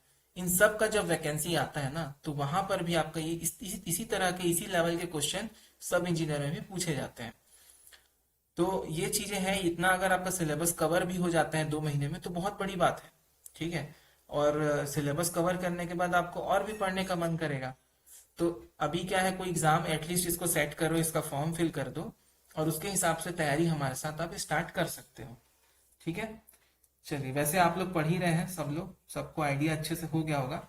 सिर्फ मैं देख पा रहा हूँ कि ढालेश्वर अभी ज्वाइन नहीं किए हैं, और वर्षा करके है वो ज्वाइन नहीं करी है, और भी कुछ लोग हैं। ठीक है। तो ऐसा है, कुछ किसी को कुछ पूछना है, कुछ बोलना है, सो आप लोग बोल सकते हो। मैं जो भी बताना चाहता था आज के सेमिनार में, वेबिनार में, तो मैं बता चुका हूँ। प्रिपरेशन स्ट्रेटेजी के बारे में भी बात करनी है, बट मुझे लग रहा है टाइम थोड़ा सा ज्यादा हो जाएगा, 1.5 घंटे हो गए हैं। उसको हम किसी और सेशन में कंसिडर कर लेंगे, क्योंकि सब लोग अभी पढ़ ही रहे हैं हमारे साथ, है ना। कुछ 1-2 लोग हैं, जैसे पंकज वर्मा हो गए, ढालेश्वर जी हो गए, वर्षा जी भी है ना? ठीक है, तो आप बता देंगे आप लोग को अगर कोई डाउट है तो। सर इसका एग्जाम कब तक हो सकता होगा अभी के टाइम जून में? First week. June first. Okay. Sir अभी फॉर्म भर सकते हैं क्या? जो कास्ट कास्ट सर्टिफिकेट अभी मतलब नहीं है जो अभी भर बनाना है। सकते हो, फॉर्म भर दो, लेकिन कास्ट हाँ, सर्टिफिकेट आप 18 से पहले बनवा लेना। Yes sir. हाँ, लेकिन अगर कहीं पे मांग दिया होगा कि वो सर्टिफिकेट का नंबर भी डाल दो, तो फिर आप कैसे भरोगे, है ना? तो थोड़ा देखना पड़ेगा नहीं, आपको। नहीं मांगा है सर, वो देख चेक किया था। और देखो नहीं मंगा है बोल रहे हैं, आप भर सकते हो, लेकिन बनवा लेना सर्टिफिकेट को 18 से पहले। Yes sir. Application date close होने के बाद का नहीं होना चाहिए, उससे पहले का ही होना चाहिए। ठीक है, तो अभी इसको टारगेट सर करके पढ़ेंगे हम लोग। हाँ बताइए क्या डाउट सर है? एक डाउट है सर। सर एक डाउट है। बोलिए। सर वो कॉस्ट सर्टिफिकेट जो बनाएंगे तो वो यही फॉर्मेट को लेके जाएंगे सर, उनके पास सिर्फ सील साइन हाँ करवाएंगे कि वो हाँ हाँ हाँ, कि वो इसी फॉर्मेट को प्रिंट करके लेके जाना और बोलना मुलाई को जी जी चाहिए, सर। है ना? विसर्जन जी दे। ठीक है। जी सर, ठीक वो ठीक। लोग ऐसे ही करते हैं ना, छत्तीसगढ़ी चलता है वहां पे, तो एकदम व्यवहार करना, कुछ नाश्ता वास्ता करा देना और बोलना ई में बनवा जी दे दिया कर, है ना? ठीक जी है। जी सर, ये इसको सर कब कब बनवाना है सर? सर हाँ हाँ डाले सर जी। सर इसको ना सर सर्टिफिकेट को सर कब बनवाना है सर? एग्जाम के पहले बनवाना है, एग्जाम के बाद में बनवाना है सर? इस सोमवार की ही बनवा लेते हैं, अभी जो सोमवार आते ना, काल काल दिन बनवा ले, है ना? ठीक है। जल्दी से लड़का वाला जल्दी भेज दे बनवा सर, ले। एक साथ चले जाओ गरियाबंद। है? वो लड़का है वही ना सर, एक साथ चले जाओ, बोल तो सर गरियाबंद पास पड़ते बोला सर, यहाँ से हाँ हाँ गरियाबंद है। हाँ, सीधा चल रहे बे, है ना? वकील ल ठीक है। पकड़बे, ओकर शुल्क ल पटावे, है ना? अब पूछ ले बे कब आऊं लेहे बर, और जल्दी से जल्दी बनवाना सर है बोल। पिछले समय जब गया था ना सर उसको बनवाने सर, मेरा का कास्ट सर्टिफिकेट को सर ना बना दिए तुरंत। तुरंत बनता है, तुरंत, ज्यादा देर नहीं लगता, है ना? यार बाबू को पकड़ना पड़ेगा, वही पकड़ेंगे तो सारी जल्दी हो जाएगी, टाइम। हाँ, वो दे बाबू को पकड़ लेना कि इसके बाबू है तो, है ना? ठीक है। ठीक है सर। ऑफिस में जो जी बाबू सर। रहते हैं, जो मेन काम करते हैं, उसको पहचान के जाके कर लेना। अरे कुछ हेलो दूसरा सर। बात करो यार तुम लोग। Hello hello sir. हाँ हाँ बताइए देवांगन जी। हाँ, हाँ सर, जैसे मेरा एज तो ज्यादा है सर, नॉलेज के लिए दिला सकते हैं? नॉलेज के लिए नहीं, देख छत्तीसगढ़ में जितना भी जॉब आएगा वो तो हाँ भाई आपका 40 साल तक मांगा है। आपका तैयारी होगा हाँ ना इसको एम करने से, भले आपका हो हाँ। ना हो एज, तो आपको नहीं इसको। सर, डेट ऑफ बर्थ नहीं डालने से मतलब कैसे करूंगी वहाँ? अरे वो कितना है आपका डेट ऑफ बर्थ? मेरा 18/10/89 है। 89 है, हम्म, तो 94 में 89 माइनस करो, 5 साल हो रहा है, और ओबीसी हो आप। हम्म। अरे तो ठीक है ना, 32 साल वाला भी तो है इसमें, एक पोस्ट 32 साल 32 साल वाला भी तो है ना? अच्छा हाँ। तो हो तो जाओगे अंदर उसमें, जी सर। है ना? 5 साल हो, रिलैक्सेशन मिल जाएगा आपको। डेट ऑफ बर्थ क्या है आपका? वही बताइए कि 18/10/89 है। अक्टूबर में है ना? हाँ तो कर सकते हो हाँ आप भर सकते हो, आपको अच्छा, एग्जाम देने से कोई नहीं रोक सकता, और कोई रोके तो मेरे को हाँ फोन लगा देना, है ना? ठीक है। हाँ, कोई नहीं रोक सकता आपको एग्जाम देने से, फिर उसको नियम कानून हम लोग भेज देंगे। ठीक है सर। सर अभी और बताओगे कि? अब अभी क्या है, मैं ये चाह रहा था कि जैसे नए लोग जो हैं, ढालेश्वर है, वर्षा है, तो अगर उनको कुछ पूछना हो तो एक बार पूछ लेते हैं। बाकी प्रिपरेशन स्ट्रैटेजी के बारे में थोड़ा और डिटेल में लेंगे। बाकी मनीष सर को इनवाइट करूंगा मैं। मनीष सर, मैं बहुत देर से बोल रहा हूँ आप थोड़ा इन लोग का संबोधित करिए इनको और गाइड करिए थोड़ा सा, है ना? एक बार सभी स्वागत करेंगे मनीष सर का जोरदार तालियों के साथ, कमेंट में और रिएक्शंस के साथ, ताकि थोड़ा अच्छा लगे। थैंक यू सबको। मनीष सर सुन पा रहे हैं क्या?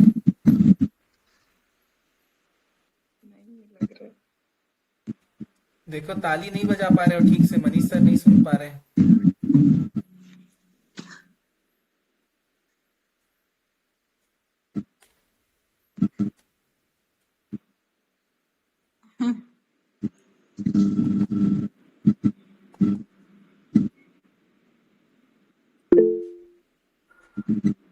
मनीष सर को नाराज कर दिए क्या आप लोग?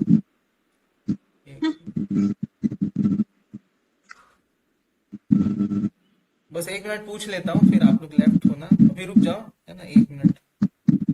जी सर। हाँ सर आइए, आपको मौका है।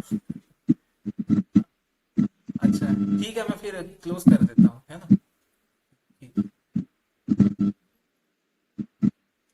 चलिए फिर मैं आप सबका धन्यवाद करना चाहूंगा कि आप लोगों ने हम पर विश्वास रखा हुआ है और साथ में तैयारी कर ही रहे हैं।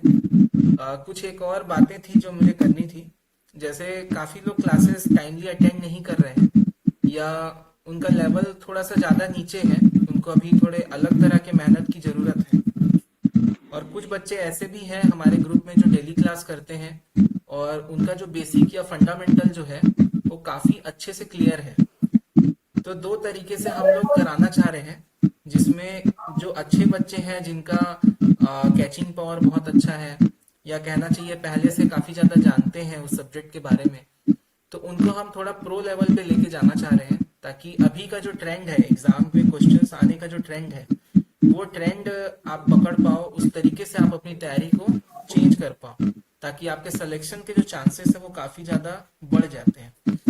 और जो ऐसे बच्चे हैं जो थोड़ा एवरेज है, या फिर एवरेज कहना का चाहिए कि एवरेज कहना गलत होगा, कुछ ऐसे बच्चे हैं जो किसी सिचुएशन में रहने की वजह से उनका जो न्यूमेरिकल कैपेबिलिटी है या क्वेश्चन को देख करके कॉम्प्रीहेंड करने का जो कैपेबिलिटी है वो उतना अच्छा नहीं है जितना इस एग्जाम के लिए एक्सपेक्टेड है। तो उनकी वो स्किल्स, वो कैपेबिलिटीज को इम्प्रूव करने के लिए कुछ अलग तरीके से सेशंस मैंने ऑर्गेनाइज किए हुए हैं, मतलब शेड्यूल्ड है मेरे पास।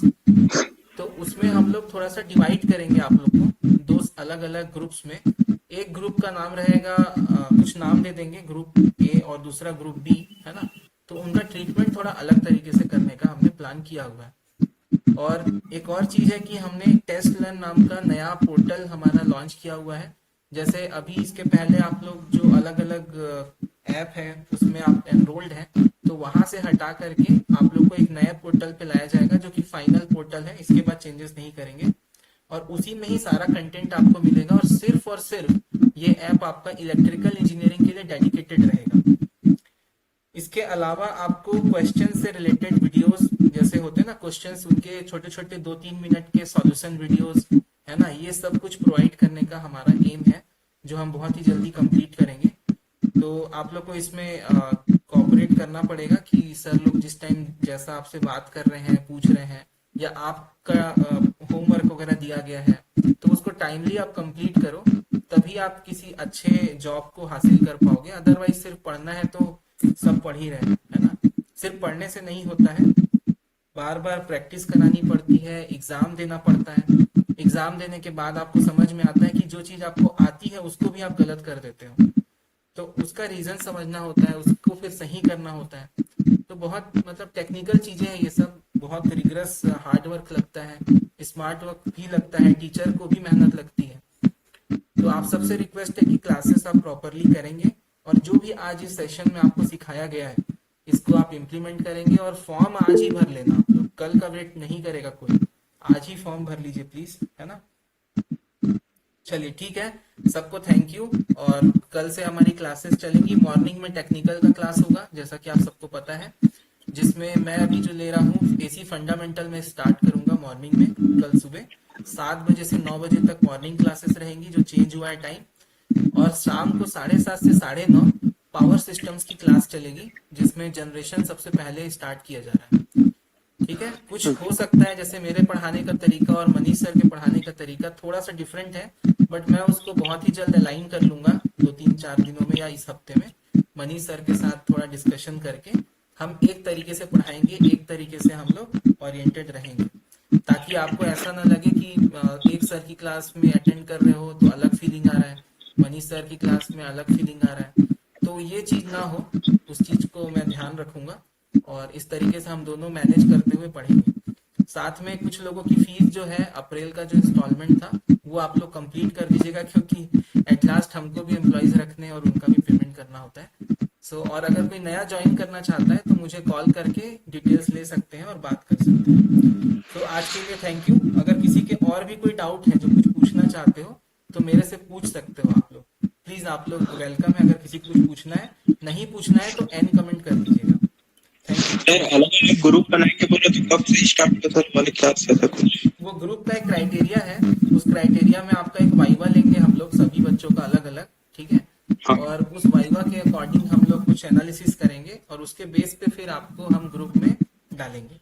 मतलब वो आप अपने आप नहीं आ सकते, उसमें सभी का एक वाइवा होगा जिसमें आपको वो चीजें पूछी जाएंगी, टेक्निकल चीजें या कुछ भी, मतलब आपका छोटा सा टेस्ट लिया जाएगा। उसके आधार पे हम लोग ग्रुप डिसाइड करेंगे ताकि किसी के साथ भी वो ना हो कि सर आपने इसको इस ग्रुप में रख लिया, मेरे को उस ग्रुप में डाल दिया। आपके लेवल के हिसाब से आपके लिए सही होगा, क्योंकि आप अगर हायर लेवल पे अगर कोई आ जाता है जिसका अगर कैपेबिलिटी वैसा नहीं है तो आपको उस क्लास का फायदा नहीं मिल पाएगा। तो आपको मैक्सिमम फायदा मिल पाए इसलिए ग्रुपिंग की जा रही है, ठीक है। कोई भी मिसगाइड मत होना, ये आपके मैक्सिमम बेनिफिट के लिए ग्रुपिंग की जा रही है। उससे क्या होगा, सबको सभी तरीके का फायदा मिल पाएगा। तो ये हमारा अल्टीमेट गोल है, इसी के लिए हम इस तरह से काम कर रहे हैं। और आप लोग से एक और रिक्वेस्ट है कि अगर आप लोग आपके फ्रेंड सर्कल में है, अगर कोई इस तरह की कोचिंग ज्वाइन करना चाह रहे हैं तो उनको जरूर बताएं, क्योंकि आप लोग अगर थोड़े बढ़ जाओगे तो उससे बेनिफिट टेस्ट लर्न को होगा, ठीक है। बाकी जरूरी नहीं है, पूछ लेना। अगर किसी को मालूम ना हो टेस्ट लर्न के बारे में तो थोड़ा सा बता सकते हो। ये नहीं कह रहा हूँ कि प्रचार करो, है ना। लग रहा है कि कोई गलत जगह फंस गया है तो उसको जरूर आप बता सकते हो, बट आपको किसी को फोर्स नहीं करना है, दोबारा तो बोलना ही नहीं, बता सकते हो एक बार बस, ठीक है। सर एक क्वेश्चन सर, वो एक बार आरटीआई का रिप्लाई आया था कि बीटेक वाले सीपीडब्ल्यूडी में एलिजिबल है ऐसे करके। मैं वो रिप्लाई उसमें कमेंट किया हूँ ग्रुप में, थोड़ा देखिएगा सर। मैं चेक कर लेता हूँ आपका कमेंट।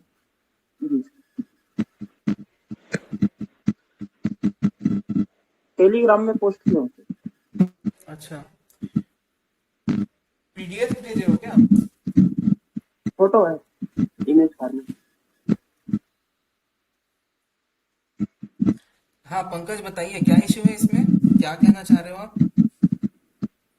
बीटेक वाले सीपीडब्ल्यूडी पोस्ट में एलिजिबल है ऐसे करके रिप्लाई आया।